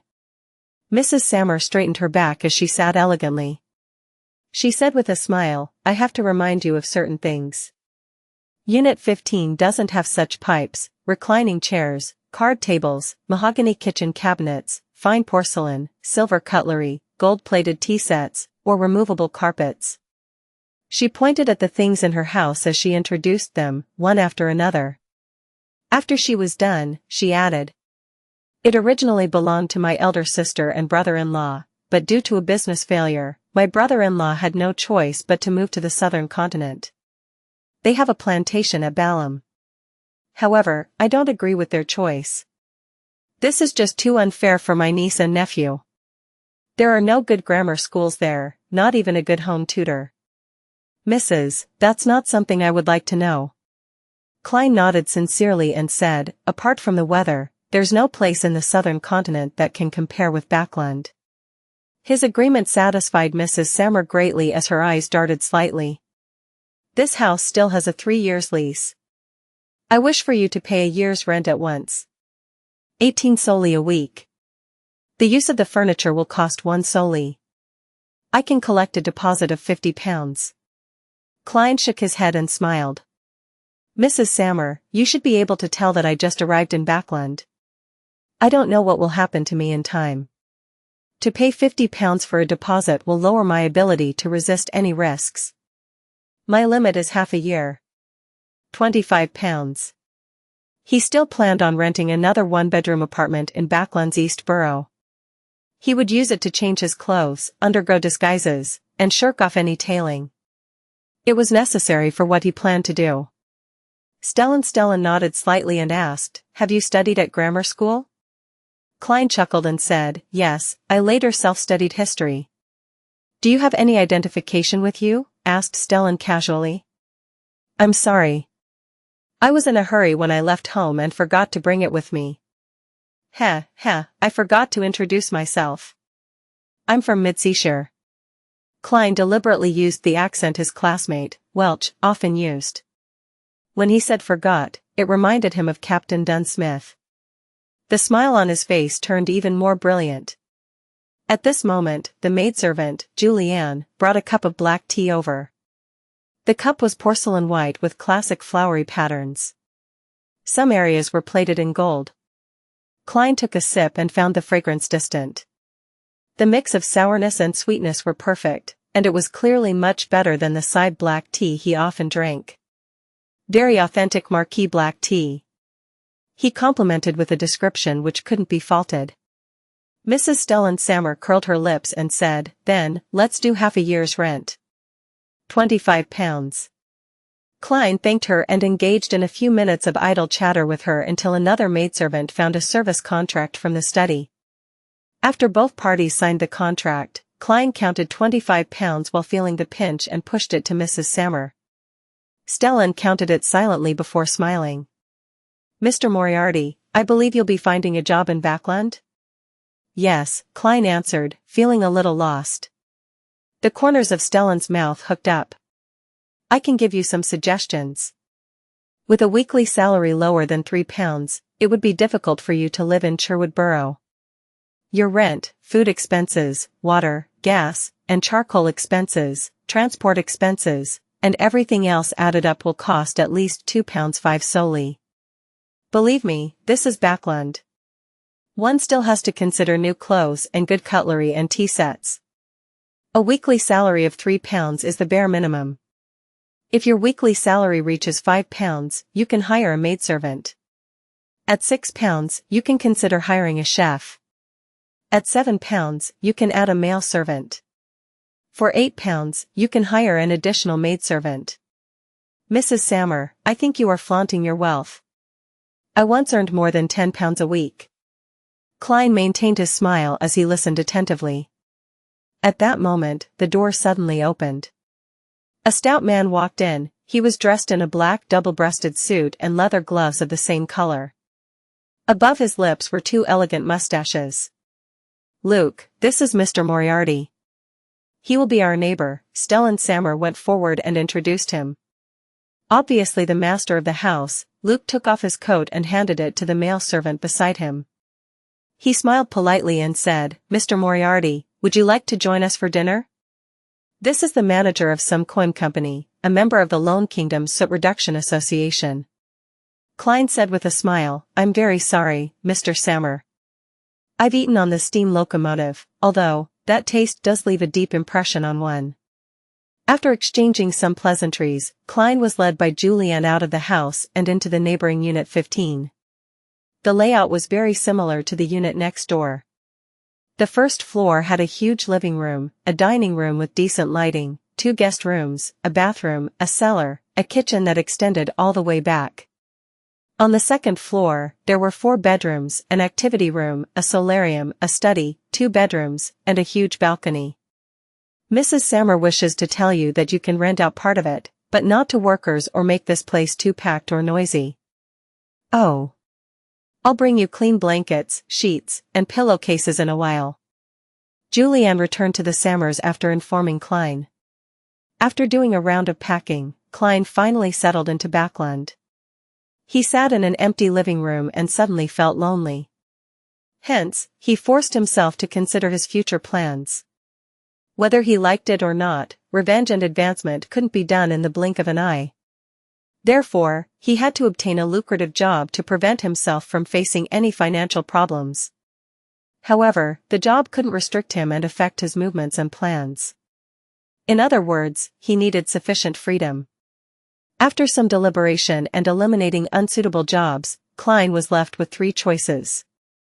He could become an author by becoming a plagiarist. However, his identity was sensitive, so the more famous he became, the more trouble it meant. All he could do was give up unwillingly. The second choice was to be a news reporter.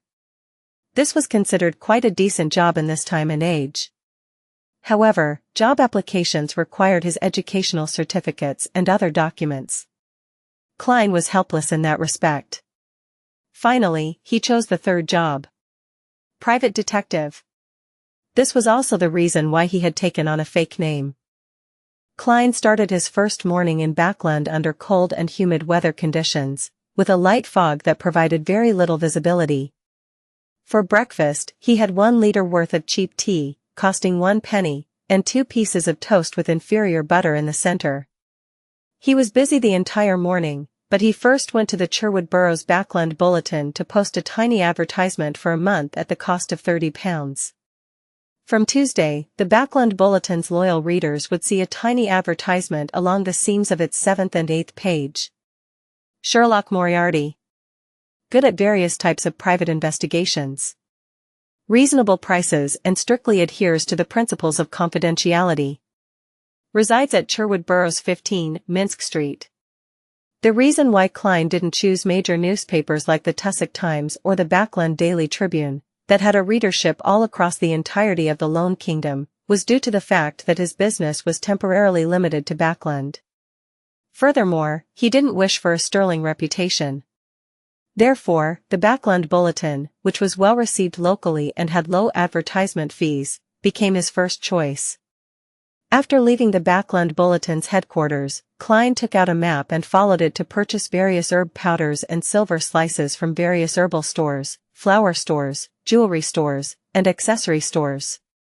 He did it in preparation for holding a ritual. When items that didn't have any spirituality were involved, most of the materials and mysticism could be purchased from ordinary stores. However, they weren't all under one roof, requiring him to visit many stores to collect them. To do so, Klein spent another £5. The humongous sum of £200 that he withdrew broke below the £100 mark, leaving him only with £92. Spending money is as easy as drinking water. Klein found a small cafeteria nearby and ordered a black pepper steak worth 8 pence. He returned to 15, Minsk Street at 1 in the afternoon, and without rest, he spent his time using slumber flower, dragon blood grass, dark red sandalwood, and mint powders to create holy night powder, a key ingredient needed to create a wall of spirituality. He could only make do with this method until he bought a real silver ritual dagger. Klein speculated that he would have to advance to sequence 7 before he could do away with this restriction. Phew, Miss Justice, Mr. Hanged Man, and the Sun haven't requested for leave yet. The gathering will be held on time today. I wonder what surprises Mr. Hanged Man will bring me, and how many pages of Roselle's diary he can provide. Klein laid back on his bed in the bedroom and thought about all sorts of things. To him, a private detective was a career that took into account both money and action. It allowed him to get in touch with people from all walks of life and slowly discover the Beyonder Circle in Backland. From there, he could slowly find clues regarding the secret order. Of course, if he was lucky, he would even be able to figure out the sequence 7 which corresponded to the clown through a particular circle of Beyonders and by the corresponding potion formula and main ingredients. As for Ensanguil's whereabouts, Klein temporarily chose not to take the initiative to seek him out. He might even avoid him a little. However, if he were to accidentally discover this enemy of his, without exposing himself, he wouldn't mind doing a good deed and sending an anonymous letter to the Church of the Evernight Goddess. A private detective's income can, at most, support a middle-class standard of living. If I want enough money to buy the potion formula and Beyonder materials, it will either depend on Miss Justice, or it will be through investments with the remaining £100 that I have left in my anonymous account. Yes, I can't touch the £92 that I have for the time being. Perhaps I wouldn't be having any income for some time. With this in mind, Klein suddenly sat up. He came to the first floor and began reading the various newspapers he bought in passing. These newspapers often carried news about what had been invented and required investments, or how someone wished to form a joint venture with others to do a particular business. Klein relied on his knowledge from Earth and his understanding of this era to carefully sift through the projects.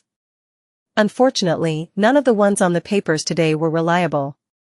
At 15 minutes to 3, he returned to his bedroom, locked the door, drew the curtains, and used holy night powder to create a wall of spirituality. Klein took 4 steps counterclockwise and arrived above the grey fog. He sat in the high-back chair belonging to the Fool before extending his spirituality and touching the crimson star that symbolized the sun as if he was responding to a prayer. This is one of the few things in my new life that hasn't changed, he suddenly sighed. In an area outside of the City of Silver, in a grayish-black tower that was half collapsed. 9 members of a patrol squad were gathered around a blazing bonfire, chatting about their experiences in the past few days.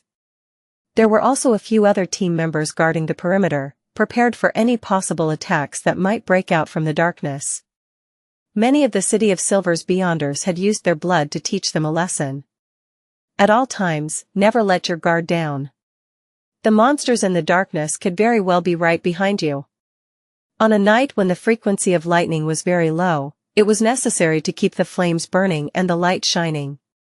Once they were completely enveloped in darkness, it wasn't impossible for them to all disappear. No one could say for sure just what terrible things would happen in total darkness, because reality had broken the limits of their imagination time and time again.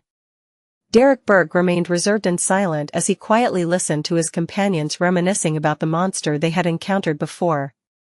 It was a humanoid monster with eyes covering its entire body. In order to finish off the monster, their patrolling team suffered a heavy price with 5 injured, and 2 of them severely injured. Suddenly, Derek's vision blurred, and he felt himself being enveloped in a thick gray mist. In an inexplicably faraway place, in the depths of the gray fog, a blurry figure sat on an ancient high-backed chair, looking down at him. "Prepare for the gathering." The fool's voice echoed in Derek's ears, but none of his teammates were aware of it. After withdrawing his gaze and observing the area for more than 10 seconds, Derek moved to the very edge of the fire, leaned against the broken wall, and pretended to be asleep. Ever since he found out that the members of the 6-member council and Elder Lovia were unable to discover the existence of Mr. Fool, he gradually believed that as long as he didn't carelessly reveal any clues, he would be able to quietly attend the tarot clubs gathering above the gray fog even under the gaze of others. Backland, Empress Borough. Using the excuse that she was tired, Audrey returned to her bedroom. She curbed her excitement and didn't pace back and forth. Instead, she sat quietly on the bed, waiting for Mr. Fool's summoning. Father was busy communicating with the other members of Parliament about the proposed bill, and the Beyonder Guard isn't tailing me constantly. Thank you, Goddess, my life has finally returned to normal. 2 weeks have passed. Mr. Hanged Man must have prepared the pituitary gland of a mature rainbow salamander. I'm about to advance to sequence 8. Audrey thought with sparkling eyes. To her, this was even more exciting and worth looking forward to than the £30,000 bounty and the large plantation worth at least £8,000. Finally, she saw the familiar illusory crimson surge towards her like a tidal wave, drowning her. On an ancient-looking sailboat. Alger Wilson locked the door to the captain's cabin and sat behind a sextant and the ship logs. He kept memorizing the contents of the thick stack of sheets in front of him. After the investigations, he left the bustle of Backland without any qualms after being rewarded by the upper echelons and returned to the sea, carrying a batch of secretly copied Roselle diary pages.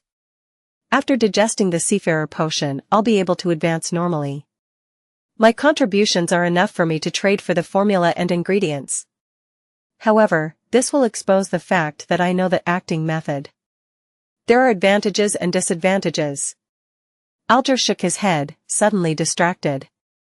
At that moment, he felt the summoning of the Fool. His mind suddenly recalled the face of Rear Admiral Hurricane Kalangos, whose flesh and blood quickly rotted as pieces of his face peeled off. Alger instinctively lowered his head, allowing the crimson tide to engulf him. Above the gray fog, inside the palace that looked like a giant's residence. Having activated his spirit vision, Klein examined Justice, the Hanged Man, and the Sun to confirm their current states. Audrey was about to happily greet everyone when she suddenly saw the Hanged Man gesturing to her before rushing to speak before her. Mr. Fool, I've obtained 19 pages of Roselle's diary this time. Here, I must thank you for sending your adorer to help me get rid of Kalangos. These diary pages will be the compensation I should pay. 19 pages? Not bad. Klein didn't talk much about the adorer as he smiled faintly. That is the principle of equivalent exchange. As expected of Mr. Fool. A pirate admiral with a mystical item was nothing to him. From the looks of it, I don't have to mention my claiming of the bounty. I wonder how many high-sequence Beyonders Mr. Fool has as his adorers. Audrey had begun to use the word he, him, or his to refer to the fool without realizing it. Upon hearing the fool's answer, Alger said humbly, "The limit of my current memory is 6 pages. Please allow me to give them to you over separate occasions." "No problem." Klein, who was surrounded by thick gray fog, nodded gently. The son Derek looked at the pages that appeared before the hanged man and was very curious about the contents of the diary. With his previous experiences, he believed that the items that Mr. Fool was interested in definitely contained many mysteries. He looked at Miss Justice, and when he saw that she didn't have the impulse to ask, he cautiously maintained his silence.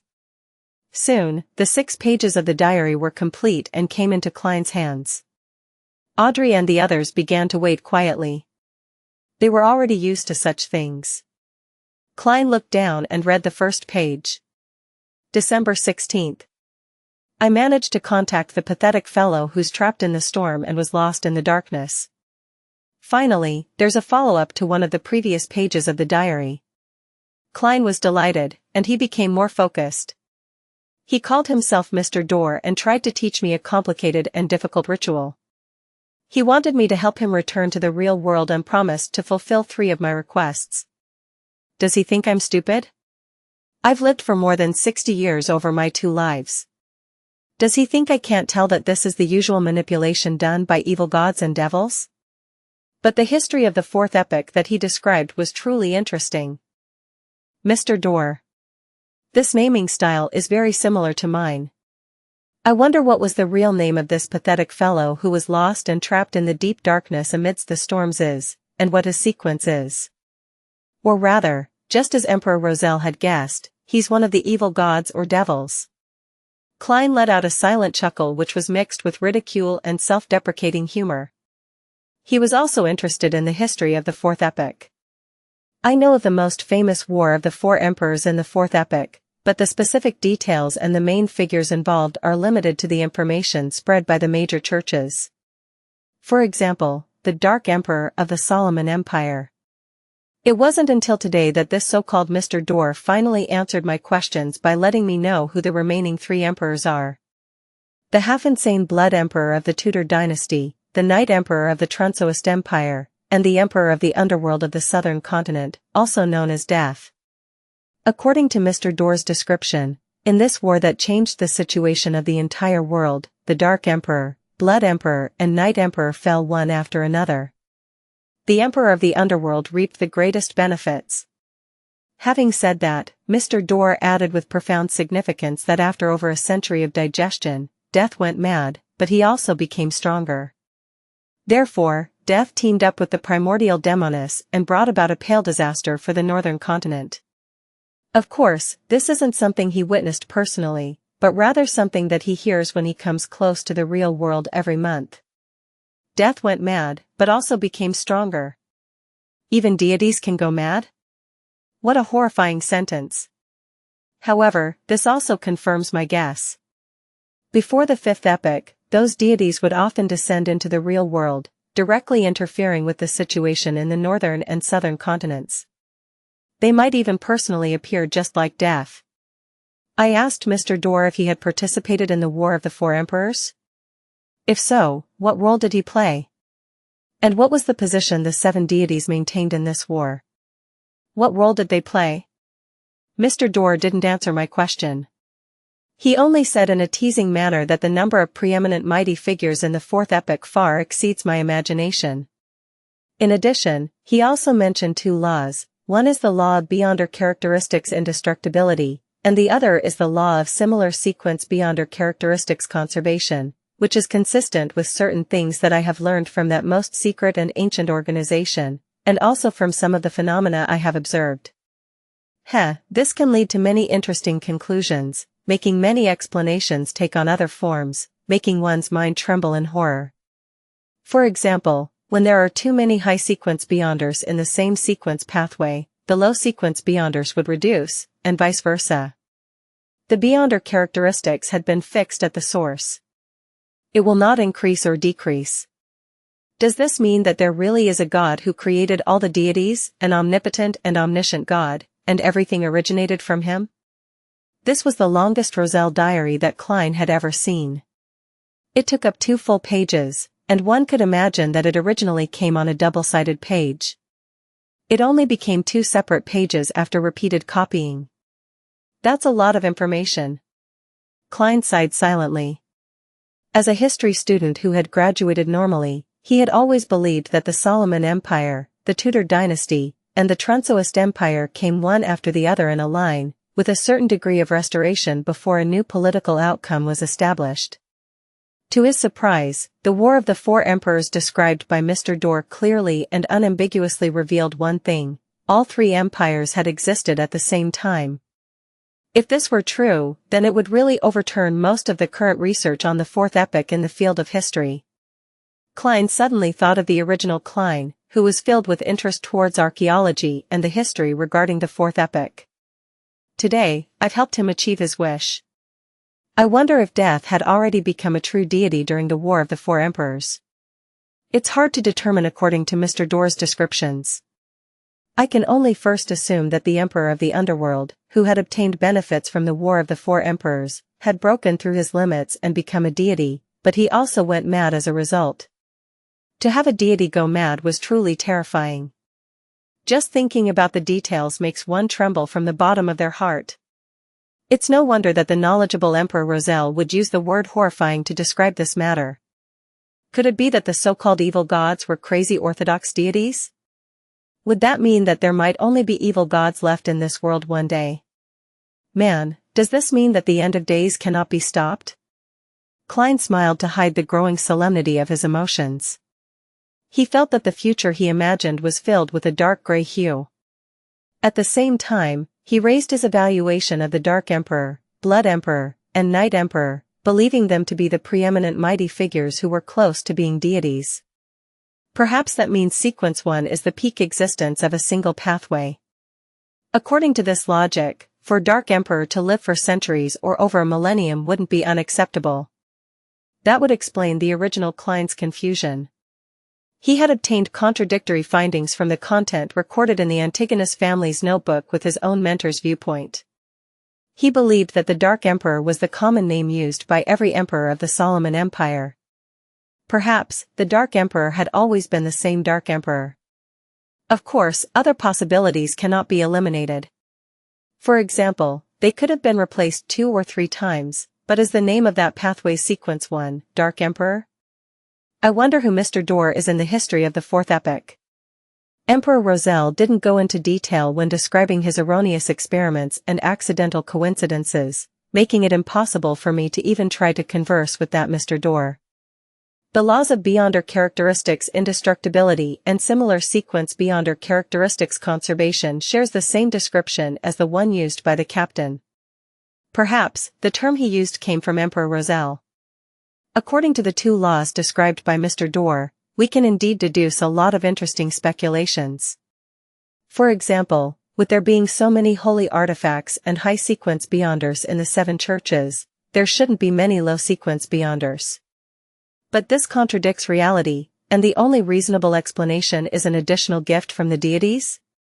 For example, is the destruction of the nation of the Evernight due to the conservation of characteristics, that the mere possession of resources causes it to be in trouble? Or could it be said that their existence seriously weakens the potency of the Evernight pathway and threatens the position of the goddess? For example, theoretically speaking, certain sealed artifacts could also be used as the main ingredients for potion materials, or they can even be considered equivalent to potions. Of course, the prerequisite is to remove all latent dangers and madness. No wonder the documents that were unearthed called the 4th epoch, the epoch of the gods. So it turns out that in this epoch, there are many records of deities descending. Then what caused them to stop coming, to the point of there not being any revelations? If it wasn't for the fact that Beyonders receive responses from ritualistic magic, perhaps many of them would have doubted the existence of the deities. Many ideas came to Klein suddenly as he felt that he had delved deeper into the realm of mysticism in this Beyonder world. He flipped through the next 4 pages and was disappointed to realize that they were no longer related to Mr. Dorr. His ability as a clown allowed him to conceal his emotions well, and coupled with the grey fog's obstruction, even Audrey, who was secretly observing him, didn't notice anything amiss. He gathered his chaotic thoughts and started reading the third page of the diary. September 10th. I've endured it for a long time, but I still can't help but complain a little. I must have had F*** king sh** T for brains to chose the savant path, right? Of course, this has indeed allowed me to develop my greatest advantage, allowing the church to attach great importance to me. But the problem is that the first few sequences lack any beyonder powers needed for combat. I can only make do by relying on mystical items and rely way too much on external items. For example, Sequence 9 Savant only has extraordinary abilities in memory, learning, and practical skills. For example, Sequence 8 Archaeologist gains a strong physique and corresponding ancient knowledge, and they can only barely apply some ritualistic magic. For example, Sequence 7 Appraiser, whose ability is to quickly identify mystical objects, allowing them to avoid hidden dangers to the greatest extent.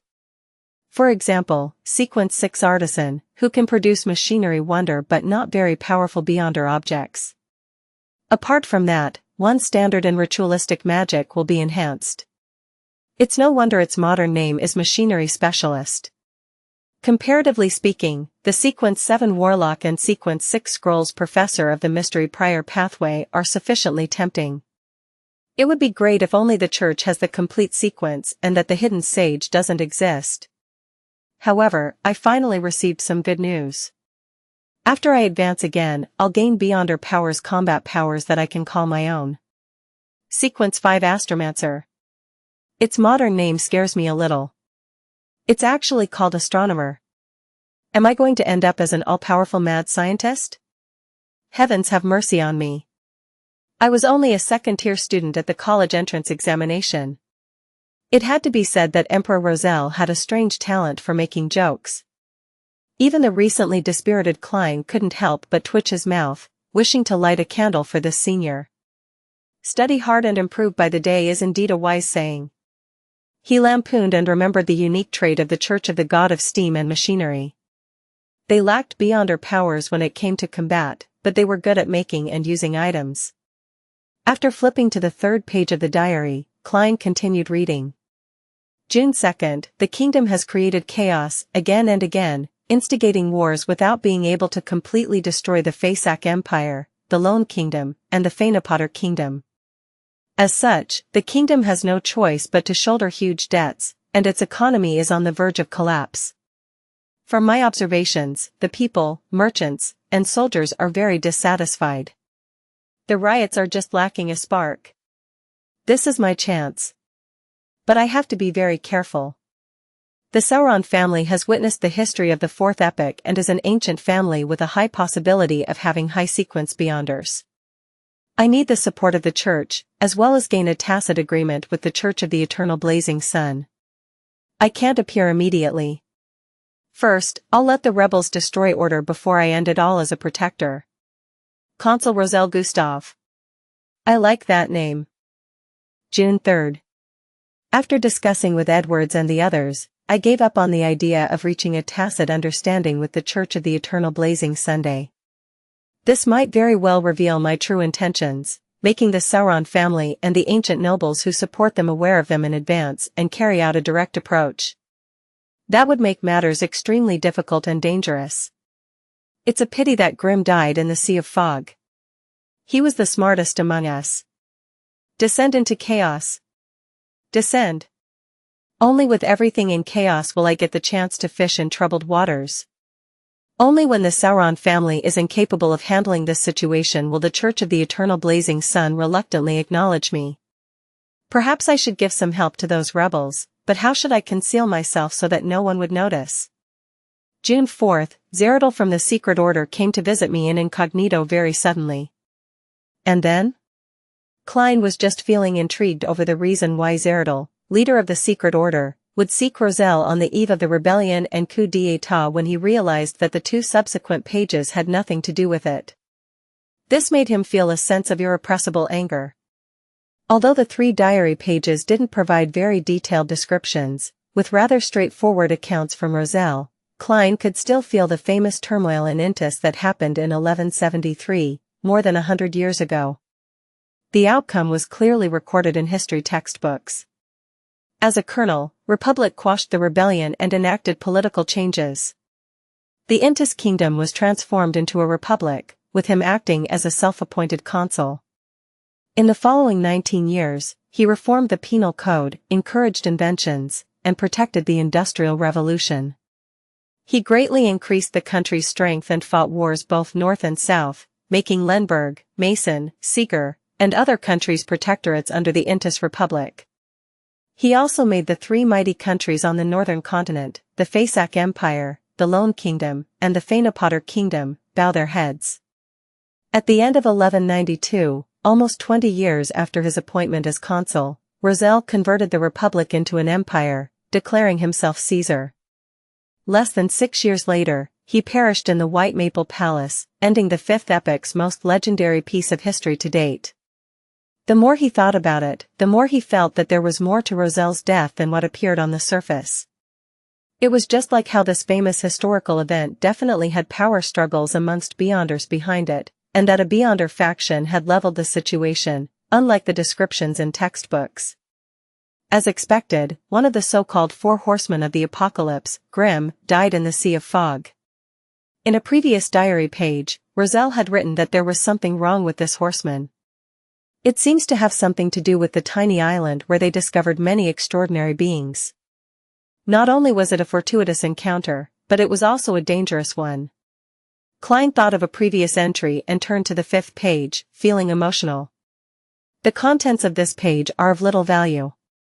They consist of Roselle's comments after drinking an 1128 Ormer red wine, the disillusion of finding the woman who had gained his adoration in his youth to be aged and out of shape, as well as a degenerate summary of a certain period when he was addicted to playing cards. The 6th page was about the same as the first one, with accounts of his daily life. However, the last one made Klein's eyes light up. April 8th, I have to send someone to investigate the secret order to get more information. I can't repeat my passiveness from before. I can't let Zeradal lead me by the nose anymore. So, did you discover anything, Comrade Roselle? Since Klein couldn't find the rest of the information, he could only force himself to calm down and wait for the next gathering when the hanged man would hand over another 6 pages. He knew that an investigation from over 100 years ago was unlikely to help him find any clues related to the Secret Order Association. After all, over such a long period of time, other than the special ones, many of the high-sequence Beyonders would have already died of old age, not to mention the middle or low-level members. However, Klein believed that this would help him obtain inspiration and grasp the precise identity and activity patterns that the Secret Order often used. Putting down the 6 diary pages, Klein tapped his right index finger on the edge of the long bronze table, slowly moving his gaze from Miss Justice to the hanged man, and then to the sun. Right, in the diary just now, there was a line Emperor Roselle described, God who created all the deities, an omnipotent and omniscient God. This is very similar to the customs of the City of Silver. Where did he hear this from? Could it be from that most ancient and secret organization which controls the world from behind the scenes? This organization was established before the forsaken land of the gods was forsaken? Suddenly, Klein had a new idea. He said with a low and gentle smile, Roselle mentioned some hidden history in his diary, and mentioned some simple general knowledge. The latter reminded me of something that I don't recall informing you all. Audrey suddenly fell into a trance. She immediately turned her body around and looked at the very top of the ancient long table in pleasant surprise. Mr. Fool is taking the initiative to mention the contents of Roselle's diary? What would it say? She was so excited and thrilled that she completely forgot that she was a spectator. Compared to her, the hanged man, Alger, was much more composed. However, the subconscious straightening of his back heartlessly betrayed him. Only the son, Derek, had always believed that the items of interest to Mr. Fool contained many mysteries, but he didn't know anything about Emperor Roselle and didn't know what this name represented in the northern continent. Thus, he just found it difficult to hide his curiosity and didn't reveal any unusual behavior. Mr. Fool, did Emperor Roselle mention some general knowledge? I'm willing to pay for this information, Audrey couldn't help but say. However, I want it to be communicated to me privately," she added silently in her heart. Klein chuckled and said, "There's no need. This is very simple general knowledge. After reading this part of the diary, as the summoner of the Tarot Club, I feel it's necessary to let all of you know this. Of course, I'm very certain that some of you are already aware of this." He was mainly referring to the sun. The City of Silver had a history of 2,000 to 3,000 years, so it was impossible for them to not discover the law of Beyonder characteristics' indestructibility. Moreover, they were in a relatively extreme environment. Even if the surrounding areas had no lack of monsters in the darkness, there would still be times when they failed to obtain the corresponding materials. In order to pass on their heritage, in order for their city to continue on, using the Beyonder characteristics of the remains of their predecessors to create a potion wasn't particularly unacceptable. To them, this was perhaps a sacred and glorious ceremony. Of course, Klein could see from a previous exchange that the hanged man knew something. It's a pity that Miss Justice cannot always be made to pay in gold pounds and transfer the money to my adorers. My adorer can't appear any less impressive. I mustn't destroy the image of the powerful man that Mr. Azek has created. Yes, I'll give it a try when I have the chance. After all, no matter how powerful a being is, they'll have subordinates that run errands. For instance, the Evernight Goddess is sleepless. No one would ever suspect that the Evernight Goddess isn't a true deity just because the low-level Nighthawks are weak. Klein sighed silently. "Thank you very much. Mr. Fool, you are just too generous," Audrey replied in joy. She was originally feeling 3 seconds of regret for the coarse action of using cash to purchase the information. Klein stopped rapping the table and described with a calm voice, the first piece of general knowledge, law of Beyonder characteristics indestructibility. The characteristics of a Beyonder is never destroyed or reduced. It's only passed from one carrier to the next. Without realizing it, I used Captain's tone. Klein's lips subconsciously curled upwards. It cannot be destroyed or reduced. It just transfers from one carrier to another. Audrey ruminated over Mr. Fool's description, feeling that there was too much meaning in that simple sentence. Her emerald green eyes turned, and when she saw that neither the hanged man nor the sun showed any signs of surprise or contemplation, she immediately understood that these two members of the Tarot Club had long known of this law. Only I didn't know, she thought, feeling somewhat aggrieved, but she quickly began to praise Mr. Fool for his kindness. At this point, Klein added, after a rampager dies, they will leave behind an item of Beyonder characteristics. It could be the main ingredient, or it could be a mystical artifact that requires sealing. An ordinary Beyonder's death results in similar results. However, the item left behind will be equivalent to the corresponding potion without the supplementary ingredients. Of course, the item alone will contain Beyonder powers. They can be used as a half-mystical object. The plain and indifferent words instantly echoed in Audrey's mind. Layers stacked upon layers and, bit by bit, it eventually reached a crescendo. Audrey thought of cannibalism and the question, would a sequence pathway be severed if the source of Beyonder material ceased to exist? She had asked the hanged man previously came to mind. Now, she knew the answer, but she would have rather not heard it. She felt like she was having a nightmare. How can it be so cruel? Why is it so dark? Audrey had previously seen some bad situations that involved Beyonders, but those situations were only caused by a person's own perverse and evil nature. For example, Mr. Aor Kalangos. They didn't affect her yearning and love for mysticism and the Beyonder world. However, this time, she discovered that the mystical world was filled with grayness and darkness. Wake up, Audrey, you can't be naive. Consider that the cruelty and darkness described by Mr. Fool are predictable. Since he had chosen this path, he had to bravely walk down it. Audrey consoled herself, easing her mood a little. She saw that the hanged man and the sun were making only habitual movements and appeared to understand what had just been said. Humph. Mr. Hanged Man is terrible. He even wanted to use this information as an exchange previously. Ugh. This information is indeed worth a lot and is quite important, But it's only a simple piece of general knowledge to us and Mr. Fool. Audrey suddenly wanted to laugh a little. Her mood began to improve, and she slowly pushed all the extreme examples that she had just thought of aside. Klein wasn't surprised by the three members' reaction. He continued in a calm tone, the second piece of general knowledge, law of similar sequence beyond or characteristics conservation. Law of similar sequence beyond or characteristics conservation. The hanged man slightly changed his sitting posture.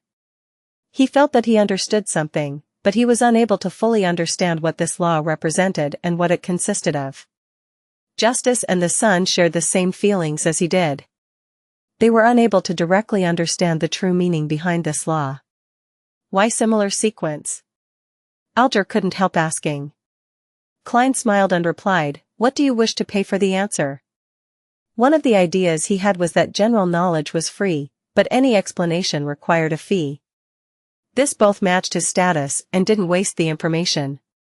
Free things cost the most.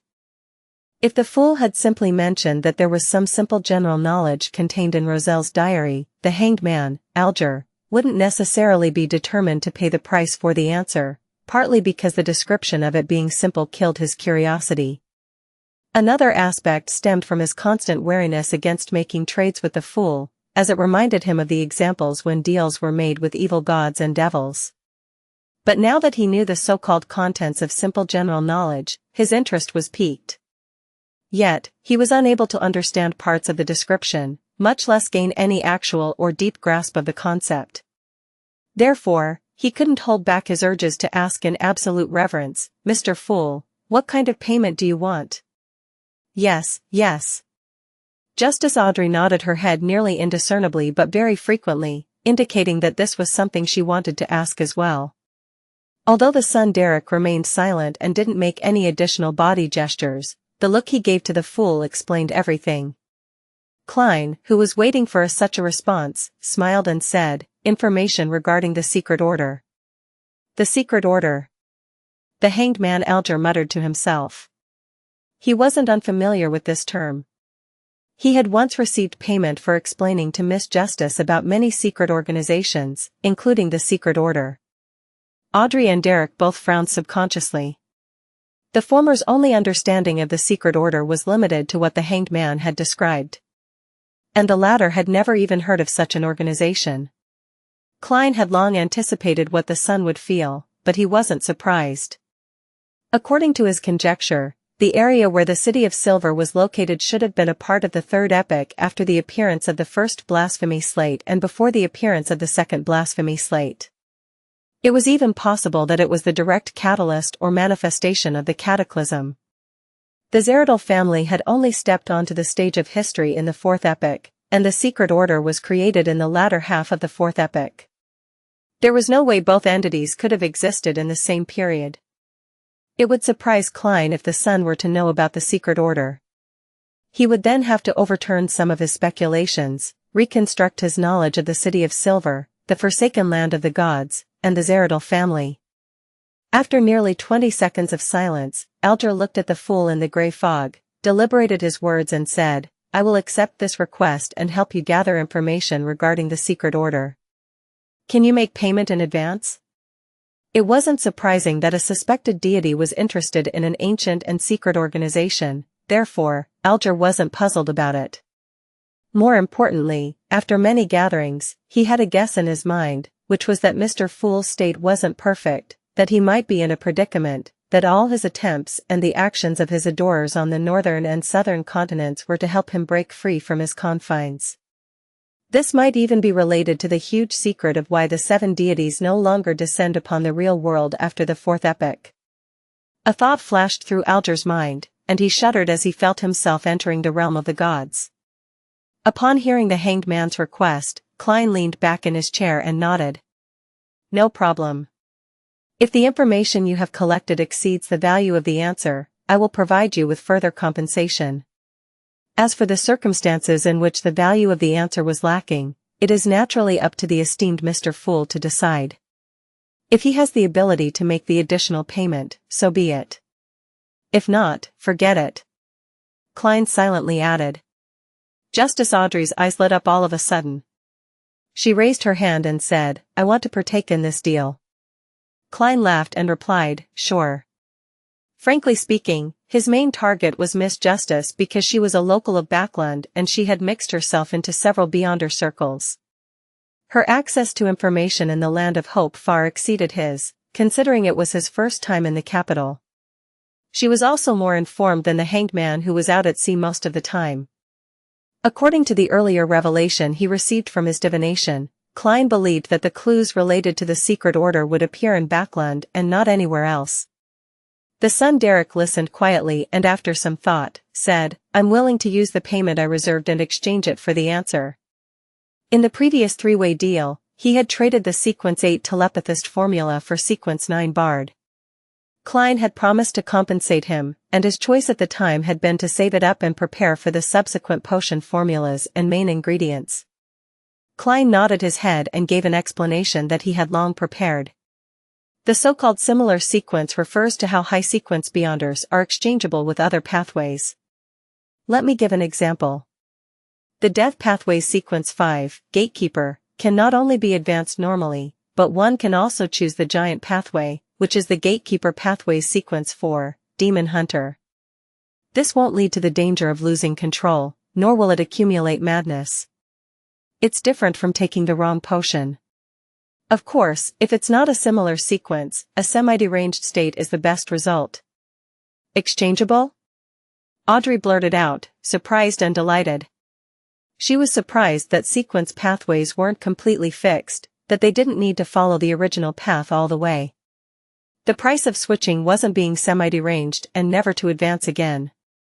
Within the 22 divine pathways, there were special circumstances and sequences which were similar. And what delighted her was that she had another chance to choose again in the future. It was just like being able to select something that caught her interest at Philip's department store. It was a wonderful experience. So that's how it is. Alger silently muttered to himself, suddenly feeling like he had understood several things at once, and he had resolved many of the doubts accumulated in his past experiences. This information is way too valuable. As expected of Mr. Fool. So-called simple general knowledge is enough to shock and almost low sequence Beyonders and benefit them immensely. He sighed inwardly. Derek the son was a little disappointed because he had no intention of changing sequences. He wanted to be the sun that lit up the darkness and dispelled the curse. However, he quickly recalled an incident that happened in the City of Silver. The former chief, a powerhouse who had the greatest possibility of breaking past the limitations of Demon Hunter, had built a mausoleum for himself and went deep inside, making it his home. Afterwards, he appeared less and less, until the main door of the mausoleum could no longer be opened. Back then, the citizens of the City of Silver all believed that a problem had arisen during the chief's advancement and that he had gone mad, to the point of being close to losing control. He was believed to have finished himself off. Now, combined with the description from the fool, the son suddenly thought of another possibility. That chief might have been attempting to advance in sequence through a similar pathway. In one of his explorations deep into the darkness, he had acquired the corresponding formula for the death pathway, and the mausoleum might have been a special requirement. But in the end, he still failed? But why didn't he turn into a monster?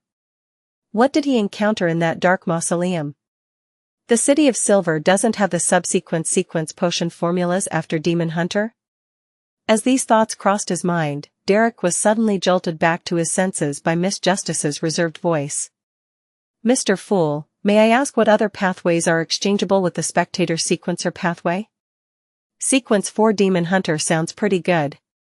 "That's very suitable for me, very suitable for Justice." Audrey admired the first high sequence name that she knew. "I want to know too." Klein was tempted to answer Miss Justice's question in such a manner. Before he could say anything, Audrey added in a faltering tone, I can pay for the answer to this question." How many gold pounds do you think is enough?" I believe that your adorer will need a certain amount of funds for their activities." Having said that, she recalled how Mr. Fool's adorer had easily finished Pirate Admiral Kalangos who possessed creeping hunger. Clearly, he was a high-sequence beyonder, so she nearly said, "I apologize. Mr. Fool, treat it as though I never said a thing." However, since she had already asked, she couldn't back down. "Come on, Audrey. Perhaps the fool has a weaker adorer?" Audrey quietly bit at her lips, silently encouraging herself. "Gold pounds?" Klein thought about it seriously and said, "We'll make the transaction after enough information about the secret order is gathered." As he spoke, he recalled his informant in the Psychology Alchemists, Daxter Guderian. Captain and I.A. Sigh. Daxter's identity as an informant can no longer be verified. I wonder if it's a tragedy or a comedy. It's a pity that I can no longer contact him anymore. Otherwise, it would be the most convenient way to obtain the information regarding the spectator pathway from him. Klein smirked. "All right." Audrey answered happily. The conversation between the two made the hanged man, who was about to ask a similar question, shut his mouth.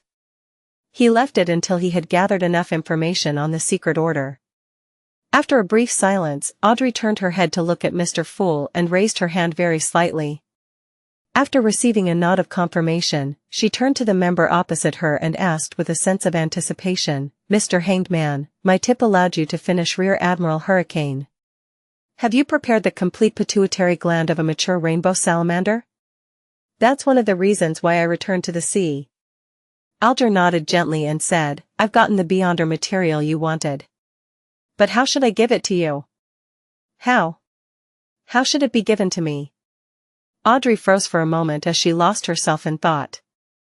"It's impossible to just give my address. Nor can I go through Zio and Furs. That will reveal the fact that I'm a beyonder." It's not impossible. Emperor Roselle once said that when we should choose the lesser of two evils." At that moment, Klein's heart stirred. He lightly tapped the edge of the long table and smiled. "Miss, sir, are you willing to cooperate with me in making an attempt regarding this matter?" "Attempt?" Justice was instantly thrilled as she nodded her, acting reserved and elegant. "I'm very willing to cooperate." As a spectator, she clearly remembered that Mr. Fool had only used the word attempt on two things. The first time involved bringing her and the hanged man into this mysterious space, and the second time was when they were given an honorary name so that they could attempt to make a prayer. And the outcome was sufficiently successful, revealing his true nature.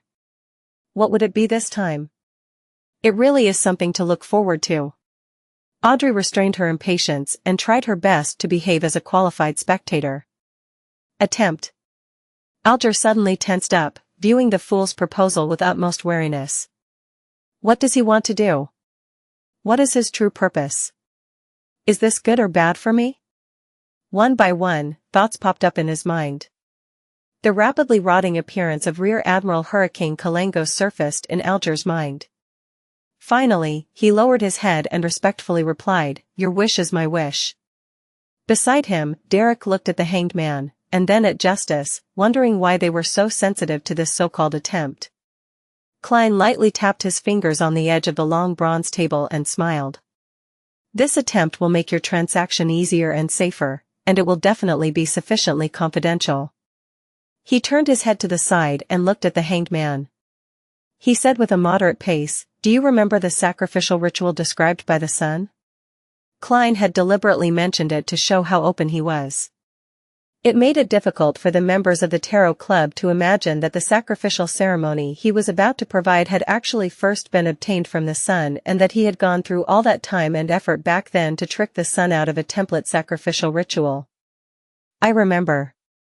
I do come into contact with such things usually," Alger answered truthfully, but his heart was throbbing.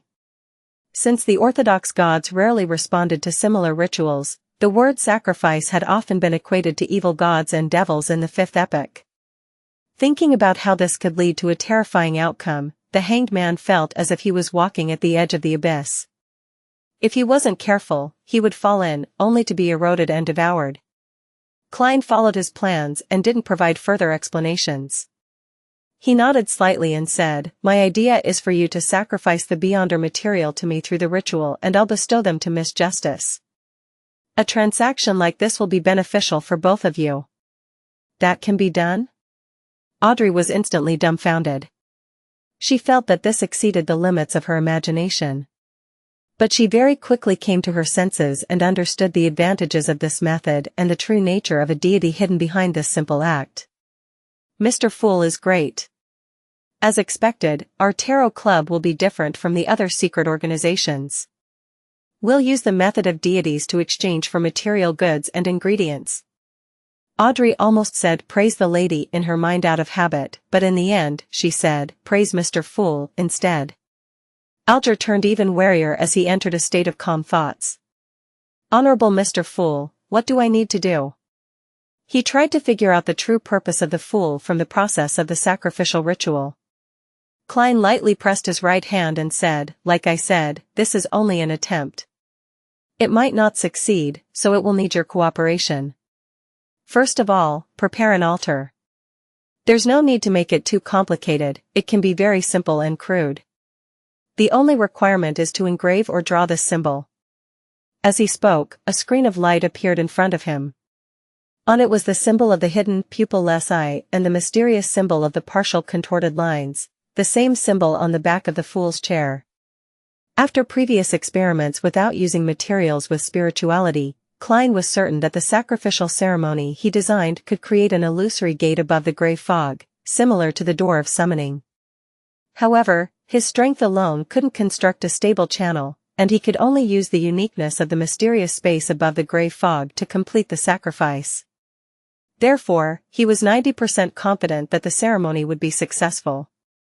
The only problem was if an ordinary passageway could be constructed using ordinary materials that contain spirituality, or did it need to be beyonder materials as well as a sufficient number of them.